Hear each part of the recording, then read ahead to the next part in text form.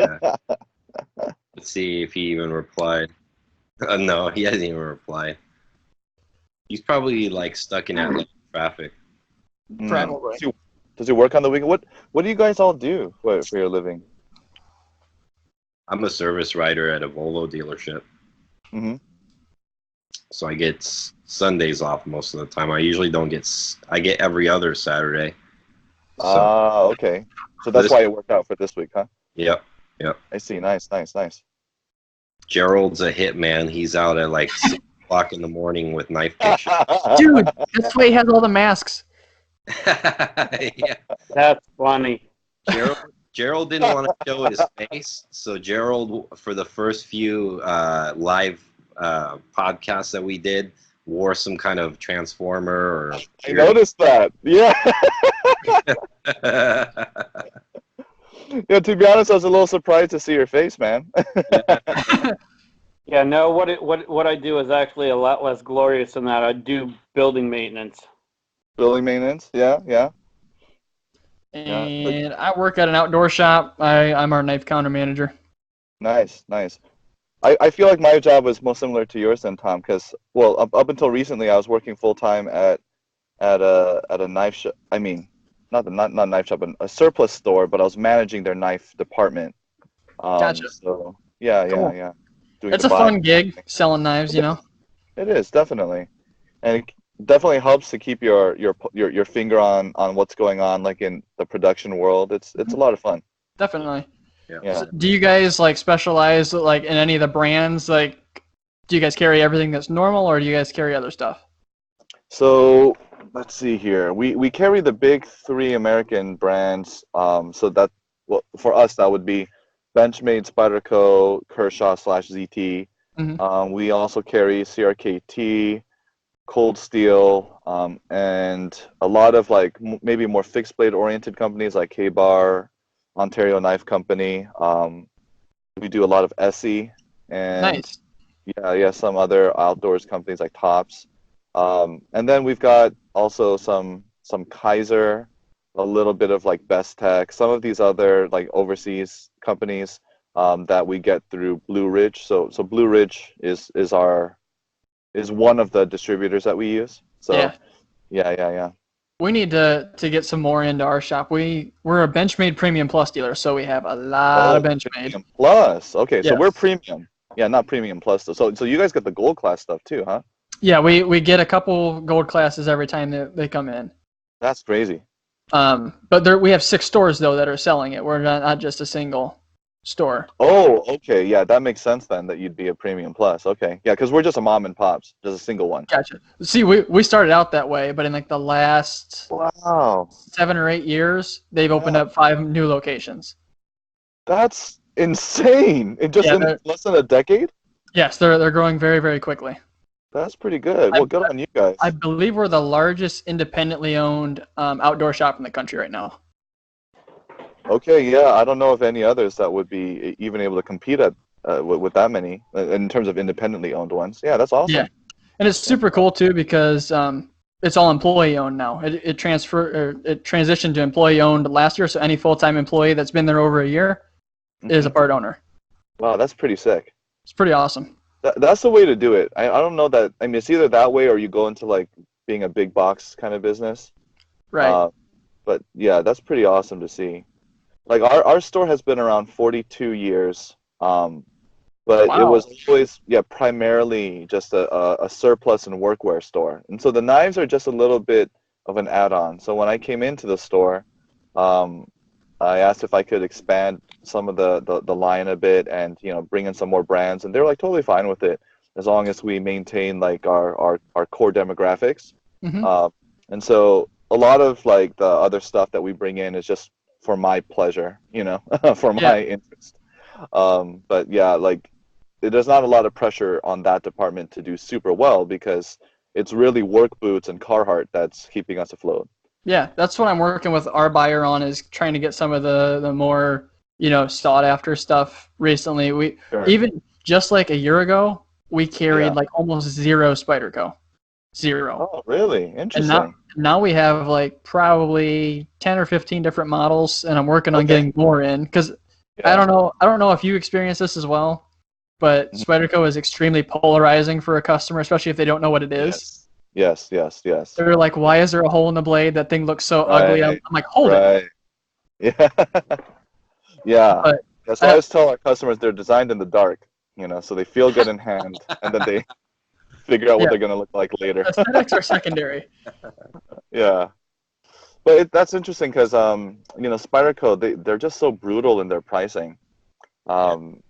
It's hard to, as a single store operation, it's hard to kind of offer Spydercos at a reasonable price compared to what they go for online, so. Up until we found our distributor now, if he wanted to order Spyderco, he had to place a minimum order of $5,000. So, whoa, really? Yes. That's a lot. And that's why he didn't carry it. Gotcha. So even across 6 stores, that's kind of a big order, yeah. Yeah, and our distributor now is a lot better. We can order singles and stuff. I recently just got all the pair of 3s in. He finally caved on pair of 3s. Oh, nice. Okay. I special ordered a Drunken for myself to buy, but he sent me another one for our store and was like, "Here, sell that." I had no idea. But that went within like the week, so I felt pretty good about that. Good. But yeah, it's been very cool. We'll have a lot of cool stuff coming in. We just got the CRKT Provoke in. People have been asking for that too. Yeah. Well, where are you located? Ohio, Northern Ohio. I grew up in Indiana. Very cool. Yeah. But I'm in Northern California, and so, I mean, the attitude towards guns carries over a little bit towards knives too. So there's a little like hesitation. I wish we could move my knives faster. Like we really have to sell it. We really have to invite people over and be like, hey, like, have you ever thought about carrying a knife? It could be useful. Gotcha. Yeah, because they're just not thinking about it. Yeah. We're in a relatively rural area where people are like, I always carry a knife, and you get the people that come in, they're like, I'll never carry a knife that's over $20. Yeah. And you get people like, why is that knife $505? They're looking at the Anthem, and I try and explain it. They're like, yeah, I'll stick with my buck. Yeah. But we do get some of that as well, but yeah. We do have quite a few people who are like, yeah, that's cool. We sell a lot of Benchmade. I feel like we sell more of that than anything, believe it or not. Yeah. That's probably our number one seller. That and maybe Kershaw. It kind of goes between the two. I think you get your guys who are like kind of more higher end production centric. Yeah. We only carry like 7 models of Kershaw. I'm trying to get more of those in too. I feel like those would the US models. Like I have the Knockout coming in, and I got the Blur coming in. Yeah. The overseas stuff is kind of like shotgun. They just send out as many designs as they can at the beginning of the year, and then just try and see what sticks. But yeah, a lot of it's not all that compelling, to be honest. No, I agree. Yeah. Did you say $505, Tom, for an Anthem? MSRP. Is that what you're selling them at? MSRP? Yeah, but then we also mark them down 15%, so they're at MAP. Oh, got it. But we have them listed at 505, and then you take off that 15%. So it looks like we're running Benchmade at 15% off, but we're really just advertising it at MAP at that point. Yep. Yeah. It works well. Yeah, but Benchmade, they get pretty picky about how you like do their pricing and stuff. So we have to, like, we do something very similar. And so there's no, otherwise, like, they'll pull your dealer status. Like, they won't let you carry their knife. You got to be careful. We carried it at MSRP for the longest time. Yeah. And I don't know. Now it just works so much better this way because people who aren't in the know think they're getting a better deal. People who are in the know and go online, they're like, you have the same prices online. And it just works. Yeah. And they're like, well, I might as well pay sales tax for the ability to actually handle the knife and make sure that it's centered and locks up well. Yeah, most people anyhow. I had a guy in there the other day who was looking at his ETO 450 CF. And he goes, yeah, I really like this knife. He goes, but you guys are so much more expensive than online. And I'm like, yeah, we can match the online price though. And he goes, I think I'll just go order it from Blade HQ. Oh, geez. That's so lame. I'm like, did you not hear me correctly? We'll match your price. You could walk out of the store today with this knife. Yeah. Right. Like, whatever. Go. Yeah. I don't think he wanted to pay like the $8 in sales tax it was going to be. It's whatever. That's just crazy, though. I don't know, Yeah. man. I handed him all sorts of different knives. Gave him everything he asked for. It couldn't have been any nicer. And then he says that. I'm like, all right, whatever. Or the knife at all, anyways. He just That's wanted what. front, you know? That's what I was thinking. Maybe he just didn't really want the knife. Yeah. Yeah. I mean, there are a lot of guys who come in just to talk knives, and it's like, okay. I mean, I like doing that on my downtime, but when I'm working, I kind of want to make money for my store. You know, like. Right. Yeah, and it turns into like a little, a dry bar scene where there's no alcohol, but they're just bending over the glass and talking to you about how they used their last knife. And you're like, that's great, but it's been an hour, and I still need to sell something, man. Yep, I get that too. Those are the worst, man. That's why Blue Collar Survival's sales guy thing. Have you seen him, Eugene? No, I haven't. I've heard of it. I haven't watched the sales guy thing. He does this whole little skit where it's like a sales guy thing, and he runs through like all the different types of customers in a knife shop. And if you work at a knife shop, you'll love it. Oh, I gotta watch this. Okay, yeah. It's perfect. He nails every single one. I'm like, yep, I know them, and I know that one, and I know that one. Blue Collar Survival. I gotta write that down. Okay. Yep. We've had him on here before too. Nice. He says I mean, you're gonna make me a shirt with sales guy on it. Is he really? Yeah, I'm like, I've been asking for it. And it says, we sell knives. Yeah, we sell knives with an F, not a V. Justin. All right, so, you guys kick this off? Do you want to get started? Yeah. Yep, I'm good to go. Hello and welcome to episode 11 of Sharp Talk. I'm Tom, aka Tom Hosting Outdoors on YouTube and Instagram. I'm joined today by my co-host Gerald, aka Outpost76 on YouTube and Instagram, Alex, aka Alex's Knife Box on YouTube, and at Alex_Knifebox on Instagram. And we're joined today by our special guest Eugene Kwon, aka Eugene Kwon on YouTube and Instagram. Woo! Woo! Hey, thank you so much for inviting me. Definitely, man. Thank you for stopping by. Yeah, it's my pleasure. All right, let's kick things off with what's in the pocket. We'll let Eugene kick it off. Yeah. Hi, Eugene. All right, so today I was just running around doing some errands with my son. He's a 2.5-year-old, and it's super hot out here. So I was just in basically some gym shorts and a t-shirt, and so I wanted to carry something lightweight. And so I've got my Skaha. Let's see, where's the camera? There. So my Skaha 2. I actually had one of these a while back, and I reviewed it for my channel on YouTube. But then I ended up selling the knife because I needed money for something. I can't even remember what it was for.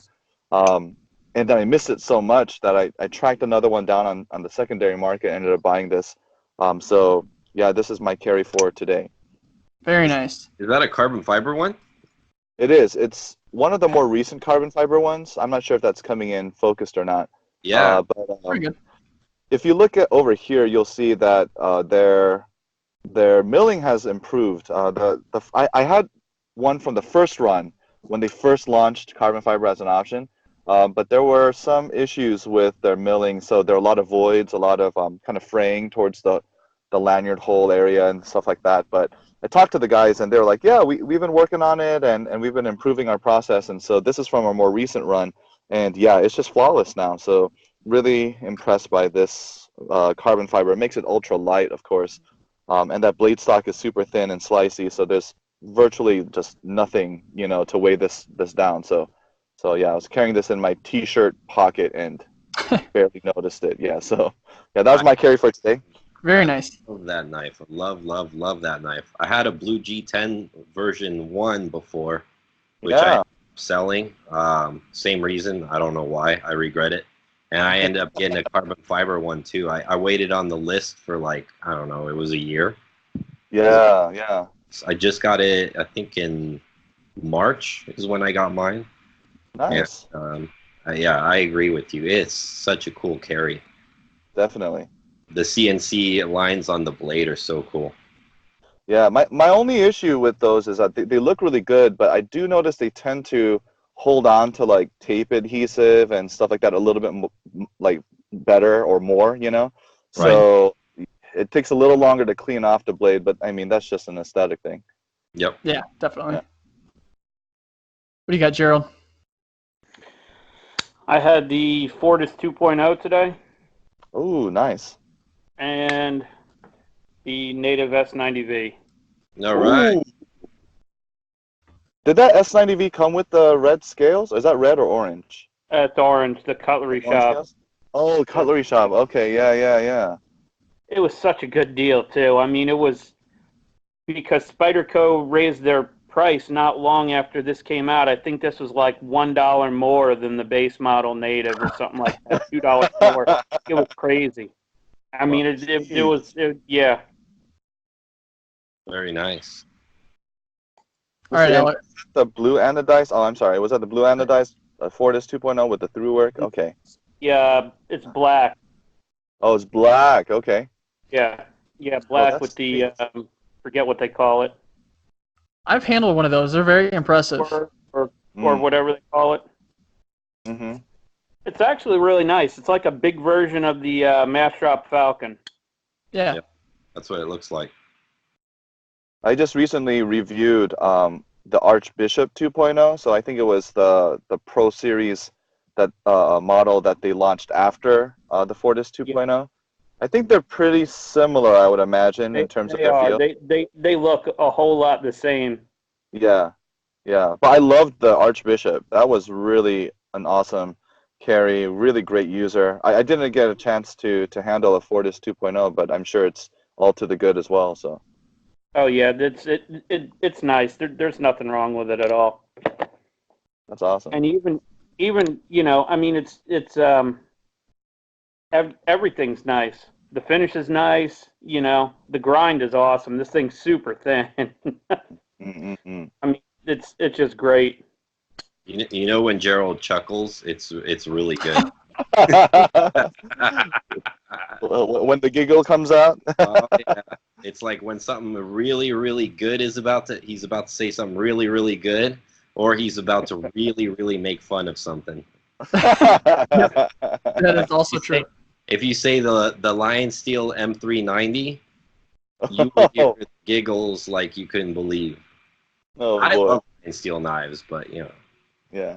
these They guys. had a little rough spell recently, yeah. Yeah, they just released a video. I think I saw this morning on Instagram, or maybe That's yesterday, right. Yeah. with the 64 HRC and all that. That was pretty. Yeah. I hope that they continue that trend and do good, because I've enjoyed Lion Steels. I've had a few. Yeah, same here. Same here. I think Lion Steel was one of my first kind of higher end production company knives. It was, kind of what you graduate to a little bit, so to speak, like after you get a little tired of the Aus-8s of the world and all that. Yep. I mean, I'm hoping that it was also just kind of I don't want to call it a fluke, but I'm hoping it's like, I don't know, just a season that they were going through where maybe they ran into some troubles, but that's been corrected now. Because it looks like from that video that the Best Man model that they were featuring in it, it looked like it was coming in right at the right numbers and all that. So yeah. No, I hope that continues. I can't say anything. I know a whole lot more, but I can't say anything yet. And that's how they end up being 3 hours.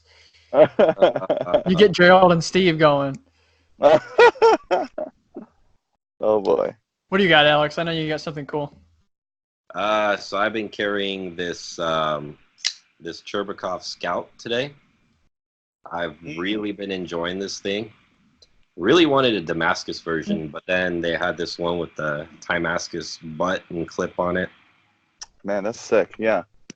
So and I like the blue, so I ended up just picking this up. I guess this was a Blade Show knife that Fort Henry picked up, so I bought it off of them. And then I went to Recon 1 yesterday. I drove over there and picked up a Zero. Nice. I brought a few knives into the car with me, so I've got my Zero here as well. There you go. Alex's favorite production knife of 2019. Oh, it's so good. It's so good. Yeah. So how do you like the detent on it? Because I got a DM from someone today who felt like, you know, they made it a little stiffer than on the Neon Light and the Neon Ultralight. In fact, I think it might even be the stiffest detent that they put on any of their production knives. But I got a DM from someone today saying that they weren't initially used to that. What do you think of it, Alex? So tell him to keep his finger off the lock bar. Right? Yeah, yeah. That's a big deal with this one. Yeah. Yeah, because look, if I do it lefty, it snaps out like butter. So I think that's what a lot of people are doing, is putting their finger on the lock bar. I just sold a Hation to get this one, and I love this much, much more. And my boss got one too, and his detent is a little stiffer than mine. I don't know if Tamara at Recon One handpicked this one or not. She usually takes good care of me, but this one is just, it's not even broken in. It's butter. I mean, it's perfectly centered, everything. But yeah, I've heard that too, that the detent's a little on the stronger side. But it was an hour and a half of traffic through LA to get back home yesterday.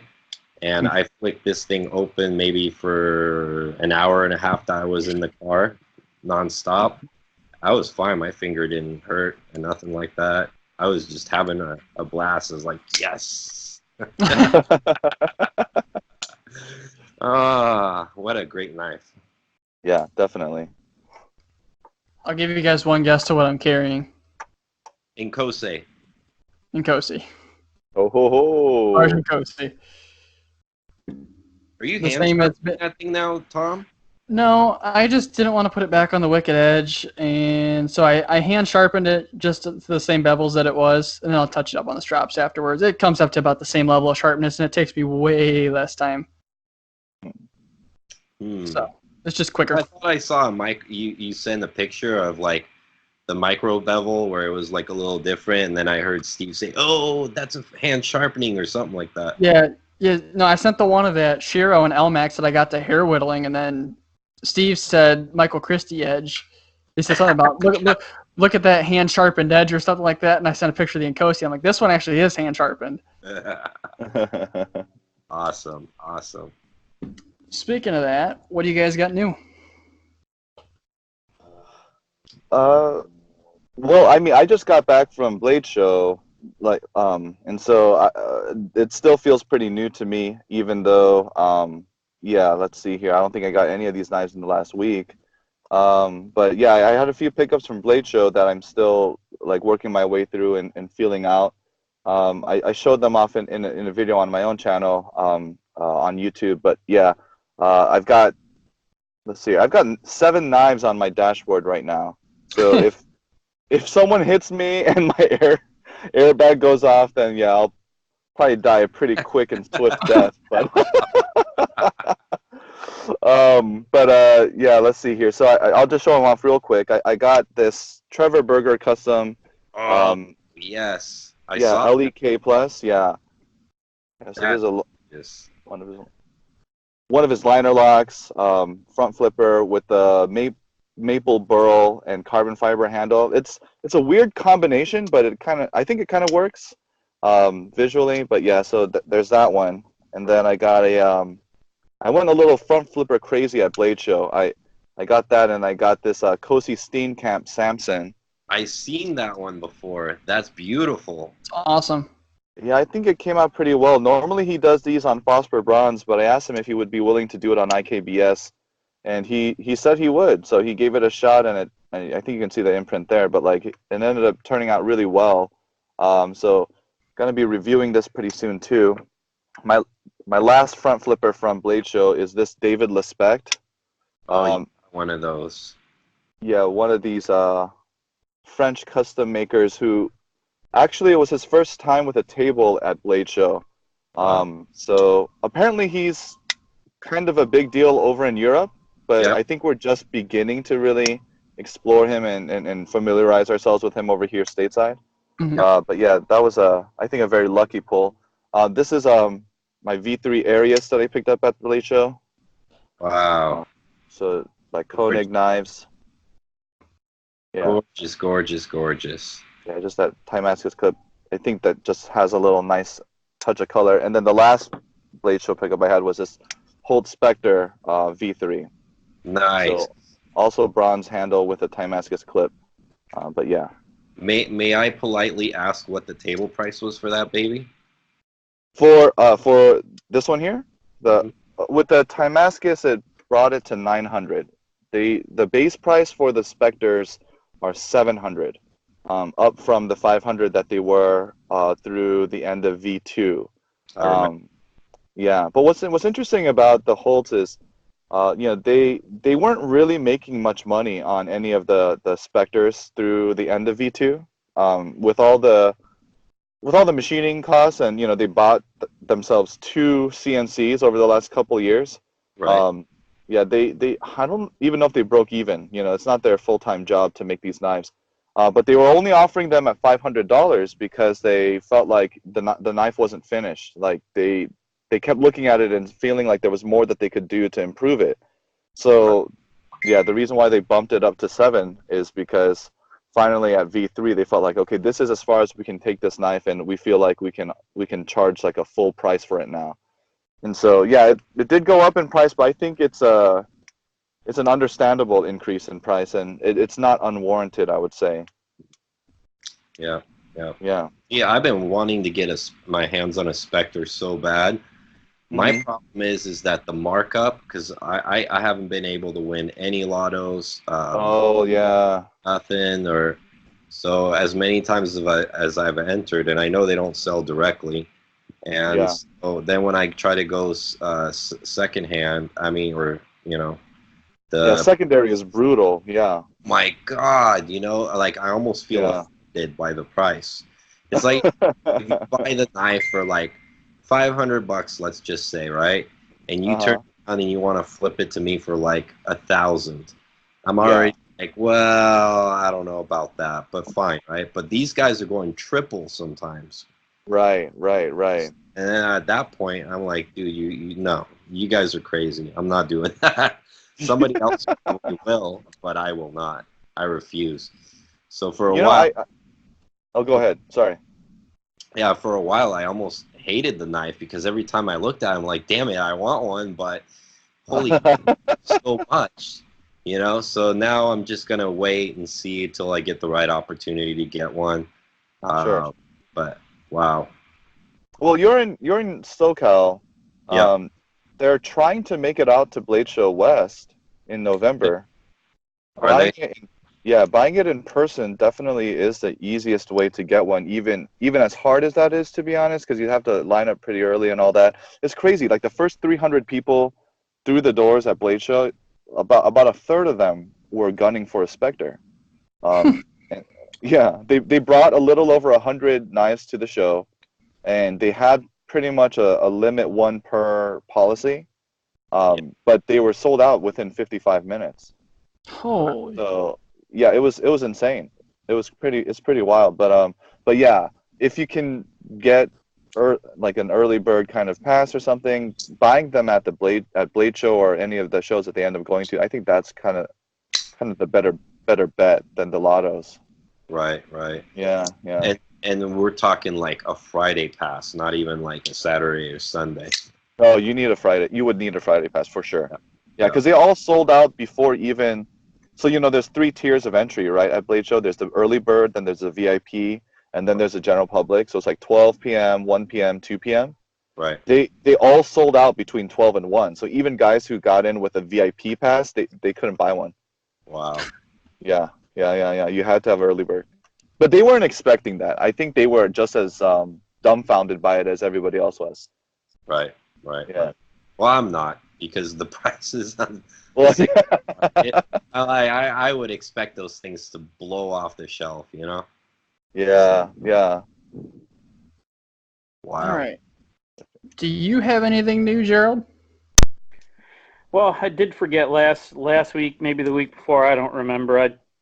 I don't even remember if I said anything. I picked up an SE3 to put against a Rat 3. Ooh, nice. So, How they and go? yeah, I mean, I constantly have new stuff. It's just not mine. I mean, I'm getting loaners all the time. Right. So. Hey, so which configuration did you get for the SE3?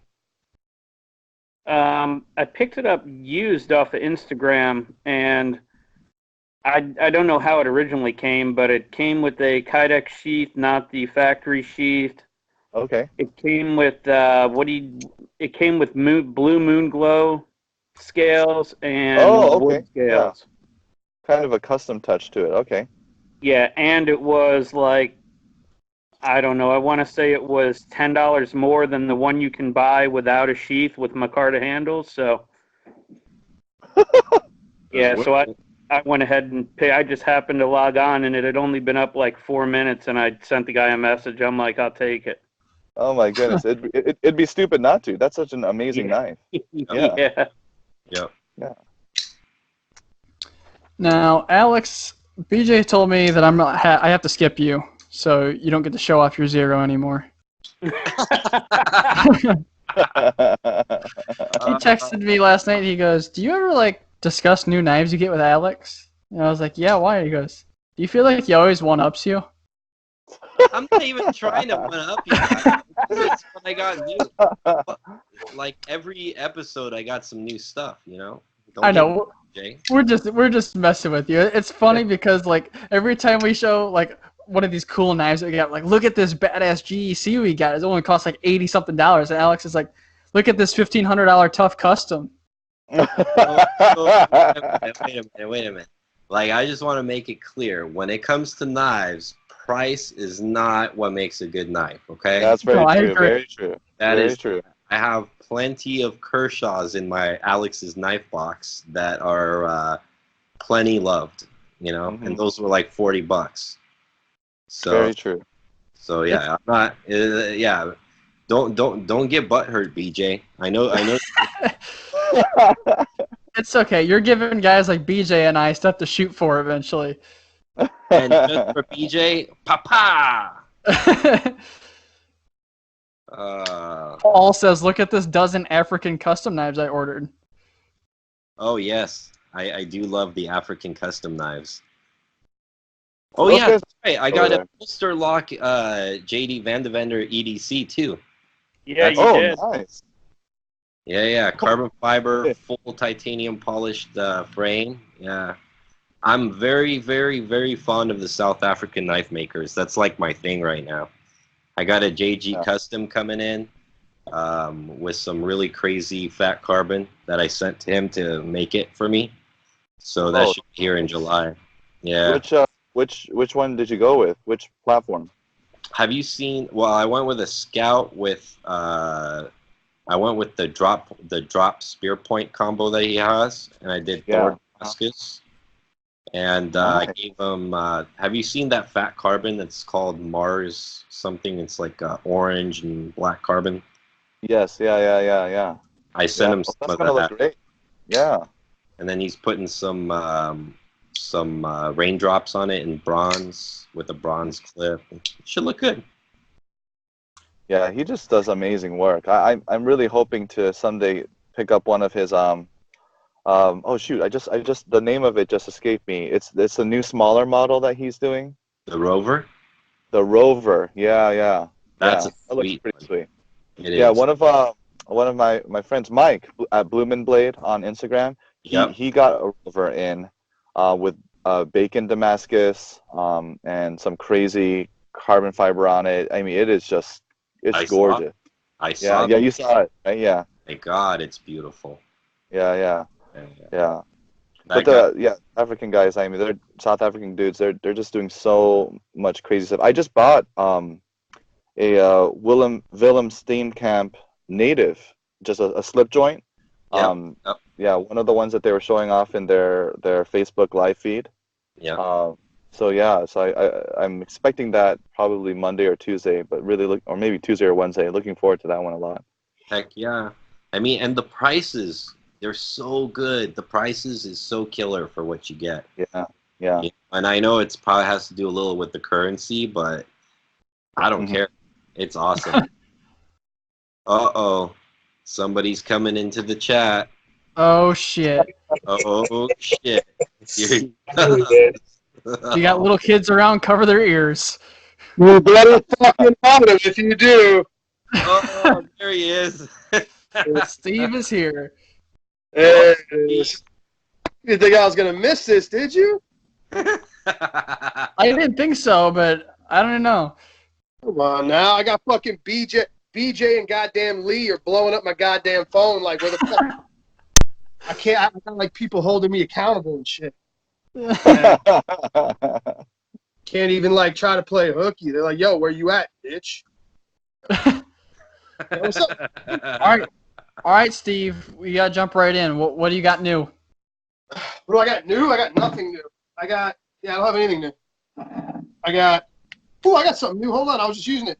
If that counts, I bought a Skeletal. Does that count? It's got a knife on it. Skeletal. It's got a knife. Yeah. It can cut things. But you didn't get the Damascus one, so I don't care. Yeah, shitty ass 420. Alex is like, yeah, I got one of those, but it's Timascus frame. Yeah. With fucking Moku Tai carabiner and shit. Carbo quartz inlays. Yeah. Oh my goodness! But you know those new colorways that they released a bunch of their Leathermans in, Mhm. like the Signal and all that. I thought many of those looked pretty good. They look pretty rad. Yeah. No crazy materials on them, but some nice Cerakote. Yep. It's sweet Cerakote. Look at Alex. Alex is like operator.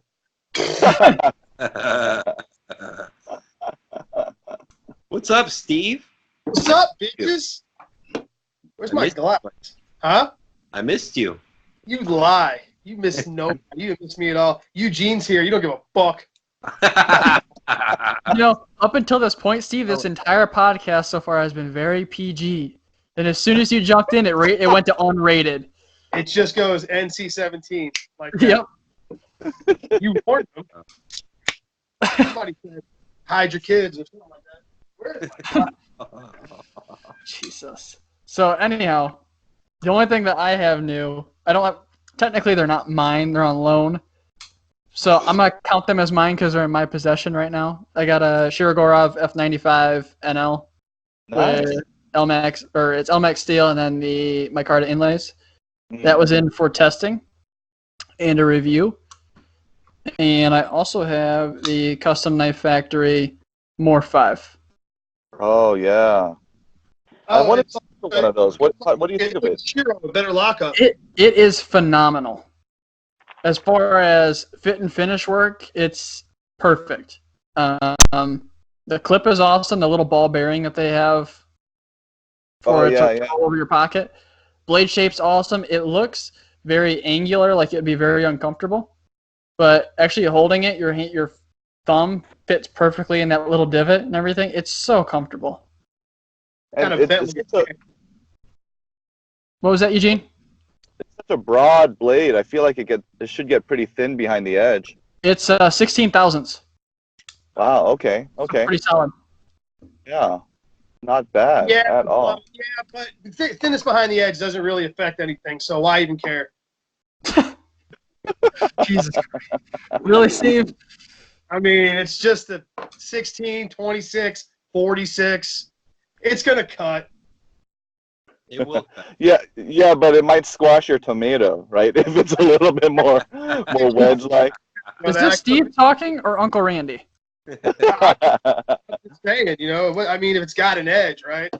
Right, exactly. Can I pry with it, though? Yes. Will it kill? Will it No, kill? The guy that sent it to me, sent both these knives to me, is from the Knife Club Reddit Discord. And I got this Custom Knife Factory in hand, and it's got that beautiful hand-rubbed satin blade. I'm like, dude, are you sure you want me to test this? And he goes, it's a knife. Just use it. I'm like, all right, will do. I like that guy. Yeah, that would be awesome of him. Yeah, he's the man. We're gonna. He wanted to send it to Kurt too to have both of these Rockwell tested. The real question, though, the most important thing though, is it drop shutty? Which one? Either or. All right. Zero, yes. Hang on. All right. Here's the CKF. Yes. All right. Then it's I'm sure it was better, but the CKF is badass too. I'm having a fucking conniption. I'm in the process of moving, and I cannot find a single beer glass right now. I'm about to go full gorilla trailer trash and just go out the can. I always wondered, Steve, why in your videos you don't just drink out of the can. I'm like, that's a waste of a perfectly clean glass. Feel distinguished, like he's sitting there pouring slowly. Yeah, man, I love beer. It's like an experience. I get to pour it in there and let it flow, and feel all my troubles, get ready to get released. Well, also because I'm not a douchebag hipster who dumps the can upside down and lets the whole thing foam out because you're burping. Apparently, I don't know. I like to enjoy my beer. Well, like a distinguished gentleman. We appreciate that you made it, Steve. Look, I was zooming here as fast as I could. Painting and taping, all kinds of shit. Real hard use. Is there any tape left on this thing? Let me look. Hold on. I think I have tape residue, so this was hard use. Yeah. Like when I sent you pictures of my knives, they're covered in tape residue from opening boxes at work, and I put hashtag hard use or hashtag use your shit. Hashtag use your shit. It's my favorite. Operator. Invented that, huh? Operator. There we go. If I don't operate in like 10 minutes, I'm gonna have a fucking aneurysm. Alex, my next Instagram post is gonna be me holding the Nkosi like this, and it's gonna say operator. Operator. Yes. Operator. Oh man, that is something fun to have. I love that. So I think we need to get stickers made up that say operator with our logo at the bottom. Home of the operator. Yeah. And then a bunch of SWAT team guys. Recon. Wait! Whoa! Steve did get a new knife. He's holding out on you guys. Oh yeah. Where is it, Steve? Hinderer? I don't have a new knife. What new knife? Oh, come on. You showed it like 2 days ago. That wonderful black one. Yeah. Oh, I totally forgot. Dude, where is that? One, he must not like it too much. Oh, two, if it's another hinderer, I'm deleting you from this call permanently. It's better than a hinderer. You got everybody. You got your camera zoomed up real good. Hit the 1080 button. Here we go. Quick shot. You ready? You ready? Yeah, let's see it. You ready? You ready? Oh! Oh my God! You got a Z Hunter. No. I got a custom designed Z Hunter.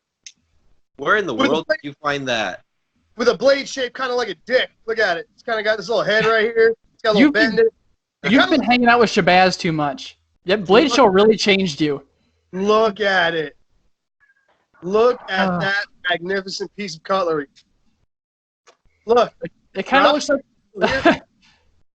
Dude, it looks like a Norseman if they made the entire flat portion of the edge or the recurve portion of the edge serrated. You said that too. Like I said it looks like a Norseman, like a mutant Norseman. Yes, this. No blade play. Yeah. And, I like the seatbelt cutter in the back. which is dull as a fucking door handle. Operator. This is an operator's knife. Thank you very much. Hold on. I couldn't. Let me see if I can cut paper with it. No. Wow. It's you know when your adrenaline's going, I'm sure you'll just yank it right through. Yeah. Okay, maybe not. At action though, huh? They're evolving. Oh, it's sharp. Oh, look at that. They did something that a knife is supposed to do. Hey, sharper at the box than some of my Spider Co's and Benchmans, I'll tell you that. That is true. That is true. Did he say that? It's true. That's right. Oh man, I should EDC this thing for like a couple days. You should. It's got like this. The pocket clip's got this like ovarian pattern going on. It literally looks like two ovaries, a fallopian tube, and a vagina. Like an anatomical. Look at it. You know what I'm talking? Anybody? Eugene, you got kids? I do. Yes, sir. Okay. You know when your old lady was pregnant, you take her to the OBGYN, they have a little The chart. Look at it. Look at that. I don't know. I can't. Oh, there we go. The lighting was bad. Now Look I at can that. see it. Yes. It's like a uterus. It's a uterus. Yikes. So the anthem, your anthem has a penis clip, and this has a fucking vagina clip. That's what that is. You got away with words, Steve. I'm just saying, calling it like a Well, his knife is educational as much as it is functional. Bring the kids back in the room. We're gonna have an anatomy lesson here real quick. Sex ed with Super Steel Steve. Yeah, so old Uncle Steve. We're gonna have a little conversation. Uncle Yikes. Anatomy real quick. Uncle Steve and Uncle Randy. Yeah, where's that anthem? Where's mine? It's out at Benchmade getting a blade replaced. No, mine. I got sharp thinkings over here. Yeah, I sent mine in. They already got it, and they're already like, it's already in their system to get the blade replaced. Wait, what happened with the blade? The I HRC remember was this. the HRC Okay. was a full 2 points lower than the lowest portion of their range. Oh, okay. It was 57, so I was like, "Can you guys just replace this, please?" Kind of cut like a Z hunter. And it developed up and down play. Ooh, God. Not a lot, but enough.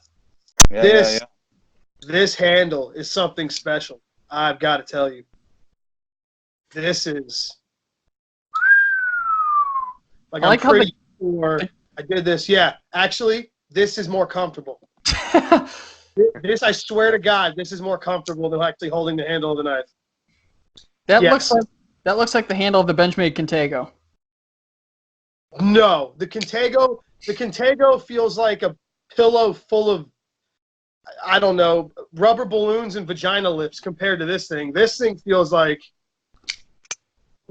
if you were giving Satan a hand job. That's what this knife feels like right here. Giving Satan a hand is what this would feel like right here. I mean, can you see my hand? Can you see the dots on my hand? A little bit, yeah. Wait, where did you pick up this knife? And why do you have it? Like I said, he hung out with Shabazz way too much at Blade. It was at a very fine, respectable retailer. You Local can guess. 7-Eleven. I see.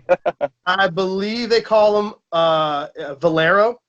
There it is. At the Valero gas station. I'm Aha. yeah. I just went in to use the. I went in to take a piss, and I found a piece of shit. Who knew? 2 for 1. No up and down play though. I'm telling you, I'm gonna EDC this thing. I'm gonna kill a zombie with this. I live in Georgia. We got zombies here. Let's move on to the knives. Oh yeah, Talk about the knives. definitely. All right. So we're gonna do our typical fashion where Tom pulls up the internet live so we could take a look at it. Maybe. And That's a maybe on my part. Give me a second. oh yeah, that's right. You're using like a different version of Skype. I'm huh? using the Windows or the browser version of it, and I don't think I can on the browser version. Fun fact: the stop pin on this knife is already dented. Are you using the PC version, Alex? Yes. You can, right next to the little, see the heart icon at the bottom right? A little heart. The little heart icon at the very bottom right. Oh yes, I see it. Now If that- you move to the left, it looks like almost like a chain link, I think. You can share your screen. Incoming video.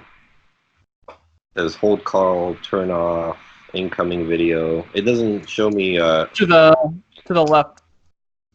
audio and video settings. It looks like a little like chain link.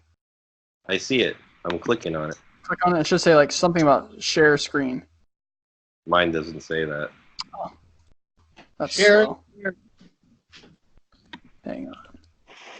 How about that? Technical difficulties. If not, we can just chat about them.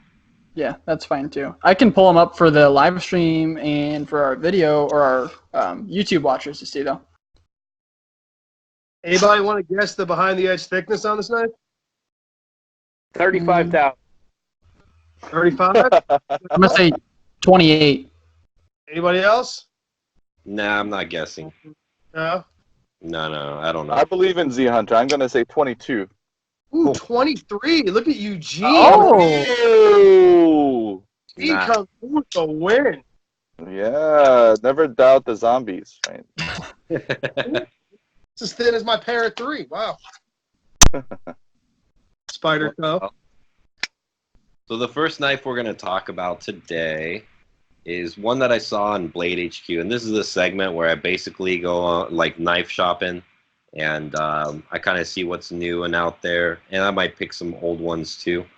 And the first one I wanted to talk about, which is a model that's been out for a little while, but they revamped it with a new color, is the Boker Burnley Quaken Compact Auto. I just saw it go across the front screen. Oh, yeah. Yeah. So That's in the colorway that's kind of exclusive to Blade HQ, right? yeah, they made a copper blade with the green handle. But the knife overall, I mean, I've seen them in other configurations. I thought it was pretty cool. It's built by Tech. The color configuration that's also exclusive to River's Edge Cutlery. Oh, Yeah. okay. So like a sprint run then? You know what I mean? Like I like the it. Spider Co Pair 3 that they had? Yeah. That's it right there. Ah. Yeah. Oh, what do you Josh. guys think? It's something. There's a lot of colors going on. Not digging the color scheme? Is it not part of your? It's not feng shui. I don't Not know. digging? I liked the River's Edge Pair 3 I had. I don't know. I don't think it looks good on this model for some reason.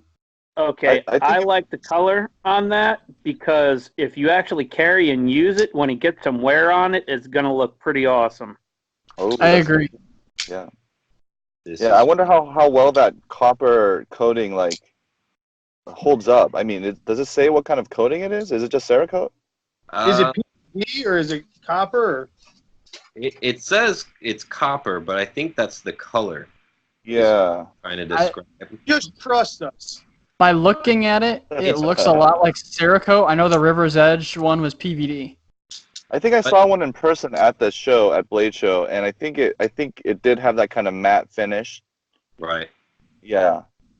Well, it's produced by ProTech, so I'm assuming it's similar to whatever they use, Yeah. which is usually like a little bit of a matte. But I would have thought it was a PVD. I'm not sure though. So be. it says ProTech on the very end of this description. Is ProTech making these? Yeah, ProTech makes this knife. This is Very nice. ProTech, which I think is cool because usually when you buy a Boker, it's going to be a Chinese-made version, import version. You get the 154 cm steel in this one, and I think ProTech makes like one of the best auto button locks out there. They're all really smooth. They're never sticky. This knife is like 2.9 ounces with a 3-inch blade, so that's pretty good. All you nut guys. What's that? So all the nut and fancy guys are happy. Oh, the nut and fancy guys would be all over that, for sure. With the OD green scales.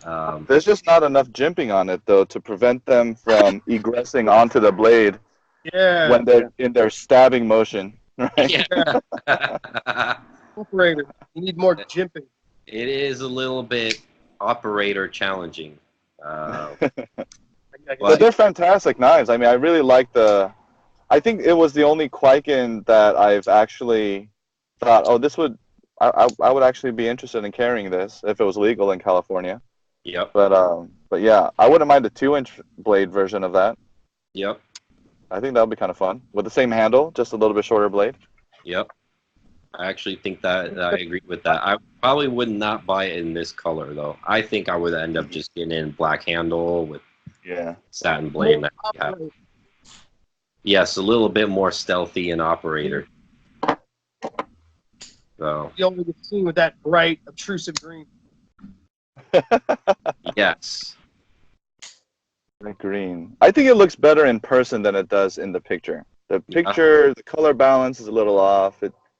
It's a little more toned down. It it seems like it'd be a little bit more subdued. But yeah, in the picture, it's a little bit in your face. Wow. Well, yeah, that's probably because when they do all the advertisement, they're Photoshop Right. the crap out of it. Make it, Right. yeah, Just jack up the saturation and everything, I'm sure. yeah. So, but I thought that was interesting, especially I think the original ProTech produced one was 3.5 inches, if I'm right. I can't remember, but Oh yeah, it's a little bit larger. Yeah. so now you got a little bit of a more compact one, and I think out of all the Quakens, that's probably one of the most attractive ones out there. Boker's doing a really good job with that. I have to agree. He just went sideways. Oh, sorry, guys. No, it's all good. I feel like we're having pillow talk now. It's fine. I like it. Yeah. There we go. More intimate that way. Pillow talk. I like that. Yeah, cuddling and talking.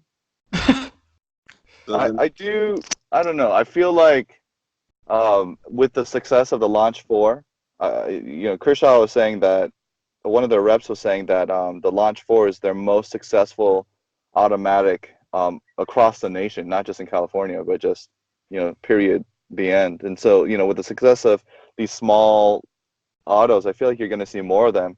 It'd be great to see ProTech expand, but then when I asked them about it at I think SHOT Show 2019, they're like, well, we could make Godsons and that's it for the rest of for the next 100 years, and we'd still be in business. So there's not a whole lot of incentive for us to get even smaller or more, I guess, essentially innovative.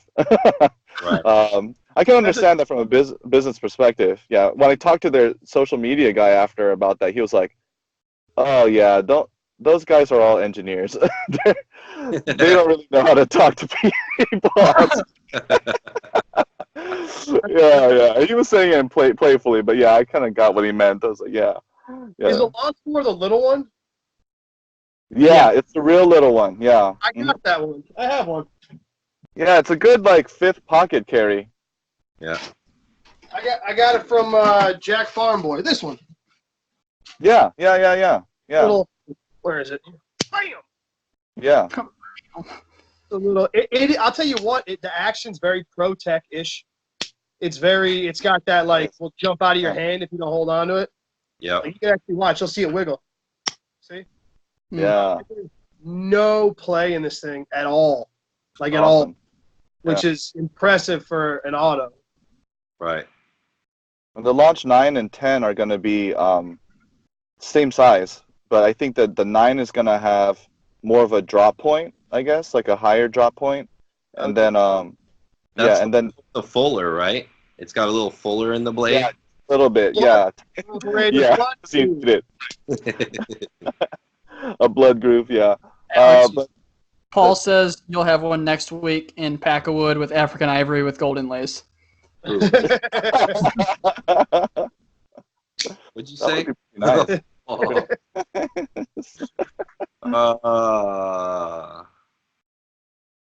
I think our fans are jealous of my knife collection. I am. Yeah, definitely. For what? Huh? For what? Because it's jealousy. You have awesome knives and we don't. So you have awesome knives. You have pretty awesome knives. Well, thank you very much. Thank you. We are very jealous of your awesome knives and are kind of upset about it. So we project that onto you as hate, but really we just want your badass knives. I actually tired. I mean, if I have to give you one of my knives for you guys to accept me, I mean, Hey, if you're just giving out knives, I'll take a 0. I won that blacked out Tenacious. It's an operator Tenacious. I will give that to one of you guys if you want. I'll test it. I did a photo contest for Knife Joy, and I guess my photo won of my Curtis on an engine block, and then Chris is sending me a free Tenacious. This is kind of cool. That was nice of him. But stop hating, y'all. I'm not hating. I'm jealous. I'm jealous of Gerald's pug over here. Yeah. Yeah, he's getting in trouble. So Oh, yeah, he looked like he was feeling a little sheepish. He looks like he's really getting punished right now, Gerald. I mean, Yeah. Dude, he find. Don't even ask me where he finds them. He finds tissues and napkins, and he eats them. And I don't even know where he's getting them from. We can't figure it out. Now, Gerald, who did he learn that from? I don't know. probably all those napkins and stuff you throw away from when you're cleaning your knives. Who cleans their knives? You know, you wipe the edge off. Alex, he's got an industrial sized pack of microfiber cloths. Dude, look, man, I gotta be told. The only thing that bugs me on a knife is when it gets a whole bunch of adhesive on it, and I'll use like starting fluid or something to clean it off. Otherwise, I don't clean anything. I just use my stuff. That's it. Zippo lighter fluid works really well too. Yep. Yeah, I've heard that. Yeah, they should light it on fire for a party trick after. Yeah, but I tried doing that on a Code 4. I just drenched it in Zippo lighter fluid and then tried to light it up, but it didn't really flame up. It just kind of had that low blue flame just for a little bit. Because it had everything under control. Yeah, exactly. Needed. No assistance needed. Yeah, exactly. It's like, I got you. Poof, no fire. I was hoping for like a flaming sword moment, but yeah, it didn't work out. Did you see Lynn at Blade? Was that? Did you see Lynn Thompson at Blade? Oh, I didn't get to. No, I was only there for 2 out of the 3 days. What a fucking bridge troll that guy is. Yeah. He's a troll. He's like a bridge troll, that guy. I'm like 5'9". Come on, buddy. Like 5'9" or 5'10". He's about 5'10" wide. He's got like 40 knives on him at every time, like a walking stick sword. Steve. Yeah. You got to pick something else to compare him to, man. You're giving us that our bridge troll's a bad name, man. Come on. Well, I don't even know what to describe him as. Like, and every time I would walk by the Cold Steel booth, I would just run up with my arms out and go, "When are we stabbing the pigs?" And none of them thought it was funny at all. Not even a little bit. What? None of them. None of them had a pig. None of them had good. Nothing. 2018. They didn't have this year, but at Blade Show 2018, they converted their booth into like a fencing area where you could actually line up to like sword fight Lynn Thompson, and the dude like he just destroyed everyone, and he did it for like 8 straight hours. The guy was like a nonstop machine. God. He's like Butterbean. Remember the boxer Butterbean? He was just like 300 pounds, but 10 rounds. Butterbean. Yeah. He's got like unnatural stamina. He's incredible, man. There's something magical about that man. Yeah. I would love to say I got my ass kicked by Lynn Thompson is like that's a bucket list thing for me right there. I said that to Andrew Demko actually. Because I told him when he wasn't looking, I was gonna jump on his back when he wasn't, because Andrew Demko's a big dude. And then he's like, "Why don't you go jump on Lynn's back?" And I'm like, "You'll just beat my ass. Lynn will actually kill me. He'll like cavity before I even hit the ground. I'm scared of Lynn. I'm not scared of you. You'll just beat me up." Have you seen Andrew's brother? Me and John Demko got into an argument for about 10 minutes because I called him out and asked him why they weren't doing that stupid spine whack to his scorpion lock, because all they had were 80-15s everywhere. And he started trying to go on and on and on about how a frame lock's inferior, it's going to develop play, blah, blah, blah. I had him all pissed off. It was great. He was all flustered about it. I was like... So I actually talk to John every once in a while. Dude, John, you should see John do his power lifts, man. That guy actually weightlifts. He's a big kid, too. He's huge. Yeah, he's a big guy. Andrew's big. Andrew's like a big dude. John, I don't know how old John is. He looks a lot younger, but he's a decent sized kid. He's like 6'3". He looked like about 6'2", 6'3". Yeah. Oh, jeez. Oh yeah, they're all like operator lookers, right? Like they look like Dolph Lundgren, and like Rocky. They all. One of their brothers was there. I walk up and one of the other guys behind there was like, "Yo," and it was I think it was one of the Demko's like youngest brothers or cousins was behind there with him, and they're like, "He wants to take a selfie with you," and I was like, "Okay, of course you can take a selfie." This kid must have been, I think he was 13 or 14 years old. He gets up out of the chair. He's 6'4". He had to weigh. He walks on the corner. I'm like, "What the fuck did they feed you?" And he's like, "I had to hold the camera like this to get a picture with the kid." Like, dude, they're huge. That whole family's like just corn-fed giants.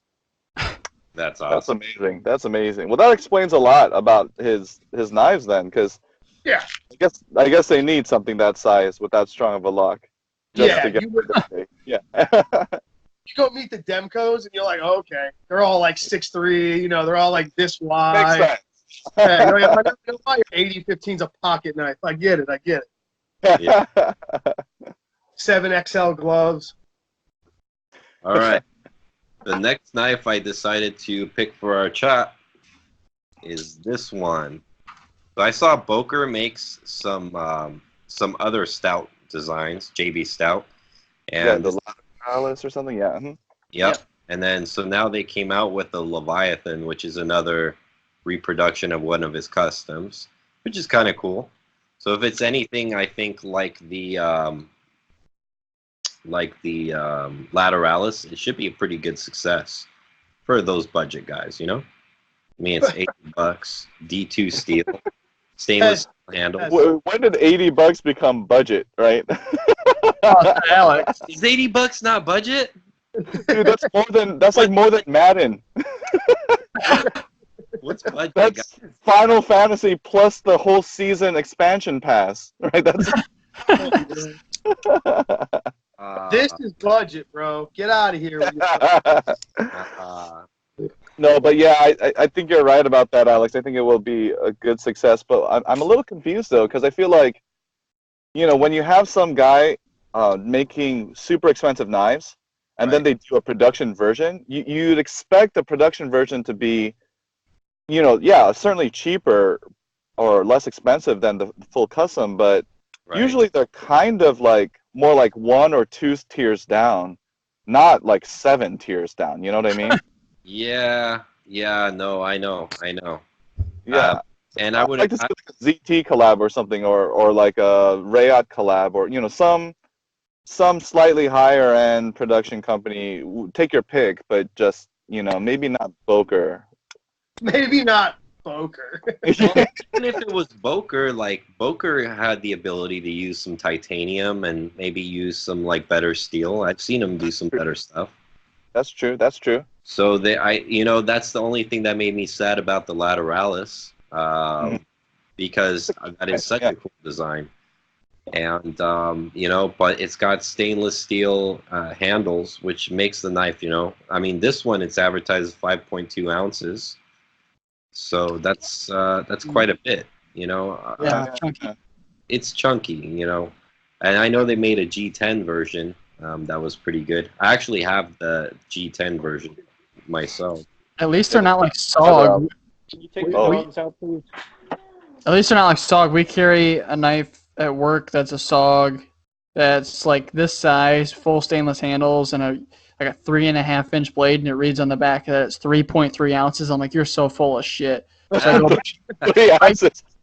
I go out to the back and I weigh it. It weighs like 8. I'm like, come on, guys. Maybe the package by itself weighed 3. Translation. We can't help it. Sorry, we're German. Oh man. No, it was that was the weight of one scale. Yeah. You're supposed to triple that, and then you get to the full weight. There you go. Yeah. I read it. And I read it on the back, and I was like, no. And I like lifted it in my hand a couple of times, like, nah, they're totally lying. 300. But, I mean, that is going to be a cheap way to get, a stout design. And if it's anything like the Lateralis, I mean, the shape of the knife is very true to it. And this Leviathan, it is very true to, like, the design. Even down to the sculpting on the stainless steel handles, which you can see. Mm-hmm. It looks good. Yeah. Everybody wants to know what steel are they using. China D2. Yes. Chinese D2. That's a sore spot right there. So it could either be like some tool steel, or it could even be like some bicycles that are all melted together. You know, some metal. Who knows? 47 beer cans smelted together with a Walmart pot set. And I'm not saying that, you know, we can take this as truth, but Blade HQ advertises it 59 to 61 HRC. Sure, why not? Doesn't matter what the HRC is.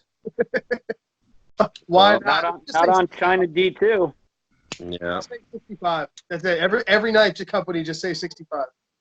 Yeah. Because according to Bestech, it doesn't matter. They're going to burn it during grinding or nitride coating it, so it doesn't matter. But the real question is, aside from us like knife freaks, right? If somebody goes and buys this knife, will it give them a few years of good service? Definitely. Yes. Oh yeah, of course, yeah. Well, it depends what good service you mean. Like, what do you mean? Like, just if this is somebody's first knife? Yeah, like somebody who's, you know, gonna have a pocket knife and use it to cut their stuff for, like, you know, a few boxes, mail, things like that. Simple task. What do you think would give better? What do you think would give them better years of usage and longer usage? One of those or a Civivi Backlash? Ooh. Oh shit! Yeah. Probably the Backlash. Yeah. Mm-hmm. Well, I would, if I were to buy a gift for someone, and it was going to be their first, like, mid-tier price range knife, you know, like between $50 and $100, I probably would go with the Backlash. Yeah, just because, you know, the machining's going to be really tight. I mean, the Lateralis was not bad by any means, but I did notice a little bit of variance from one copy to the next. But with the Civivis, it's like they're all exactly the same. You know, they're all perfect, basically. well, Dude, I'll tell you, this Civivi Statera, other than it being D2, you know, and it actually performs halfway decent, but this thing is only like 8 thousandths behind the edge. It's super comfortable to use and cut with. It doesn't weigh much, and the build quality on it's insane. I mean, it's perfectly centered. It's got no play. It's, you know.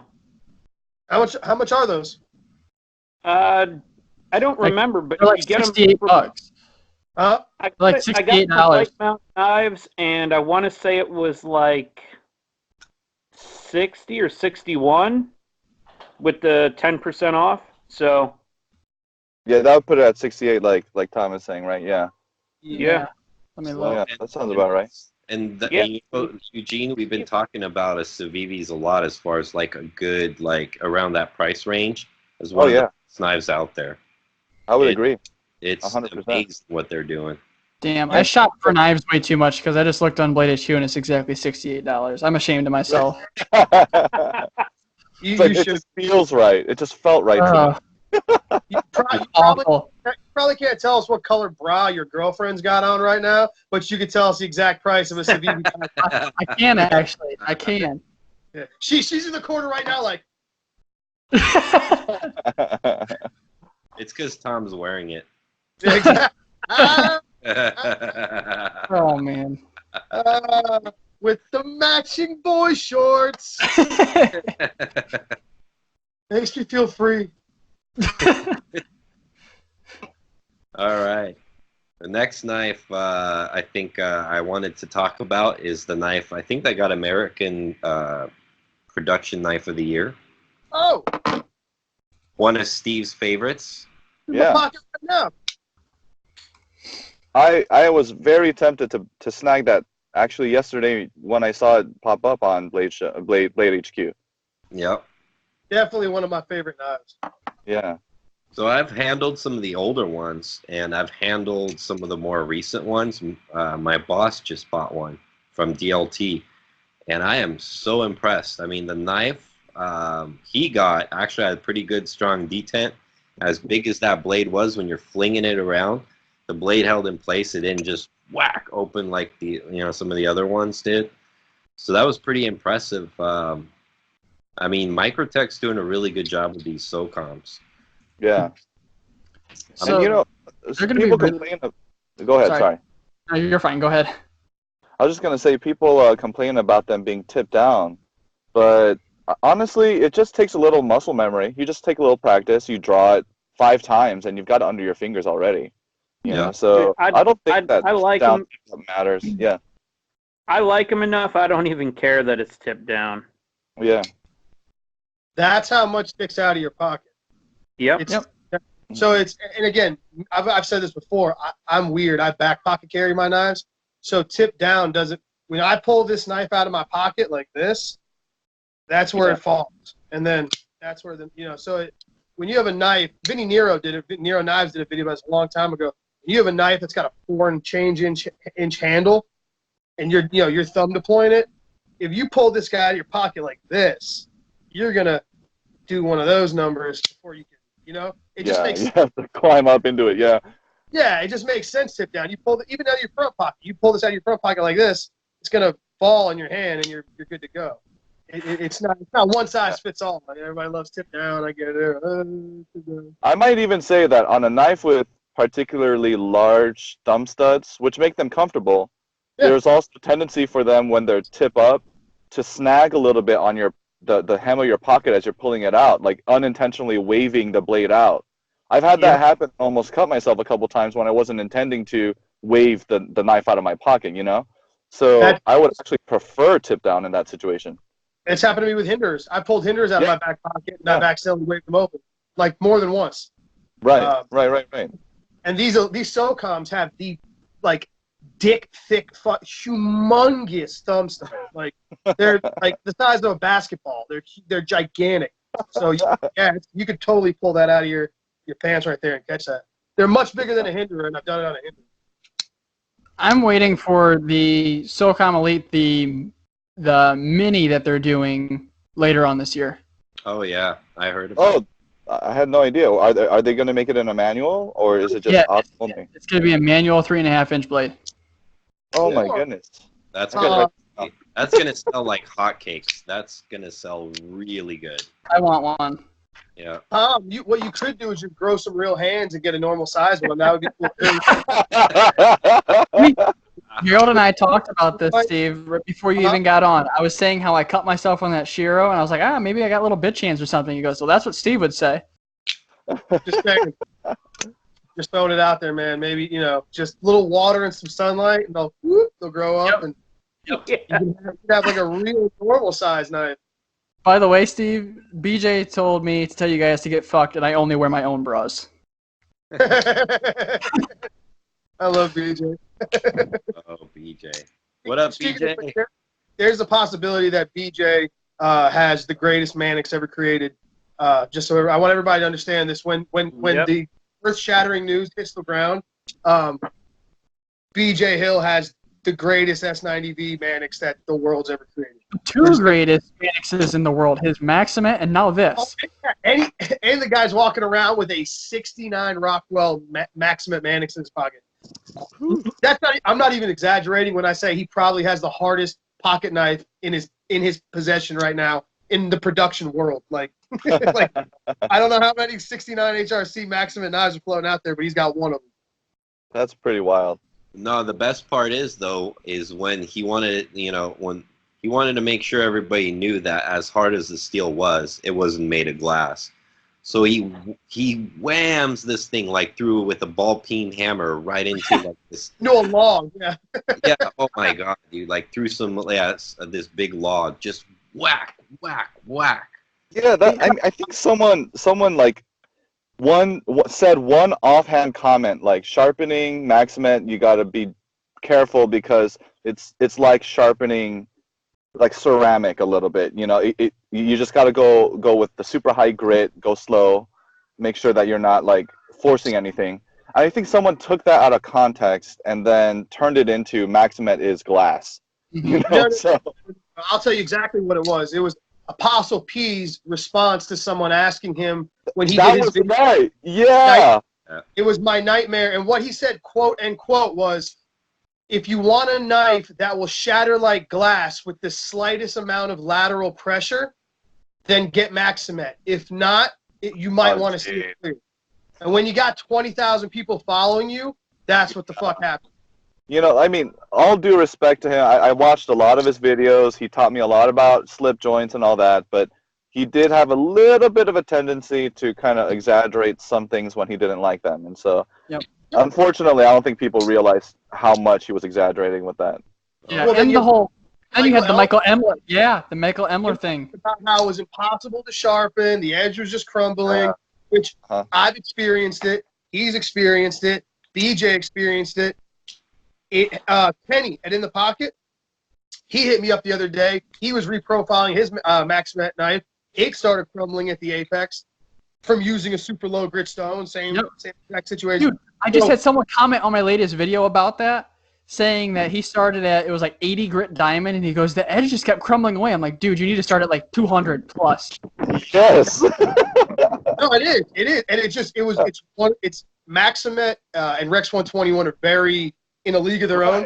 You know, it's just a different animal. So you got to treat it like you got to figure it out. You can't just, if you go about it like I did, or he did, or other guys go about it like you sharpen other steels when you got a lot of experience, shit goes sideways, right? Mm-hmm. Now, instead of sitting there and going, oh my God, I can't sharpen this, it's impossible. Maybe if you sat there and took 5 minutes and figured it out. I did it on a live stream. I did it in front of like 80 people. I crushed the edge in front of 80 people. The video's still up. It's possible. You can fix it.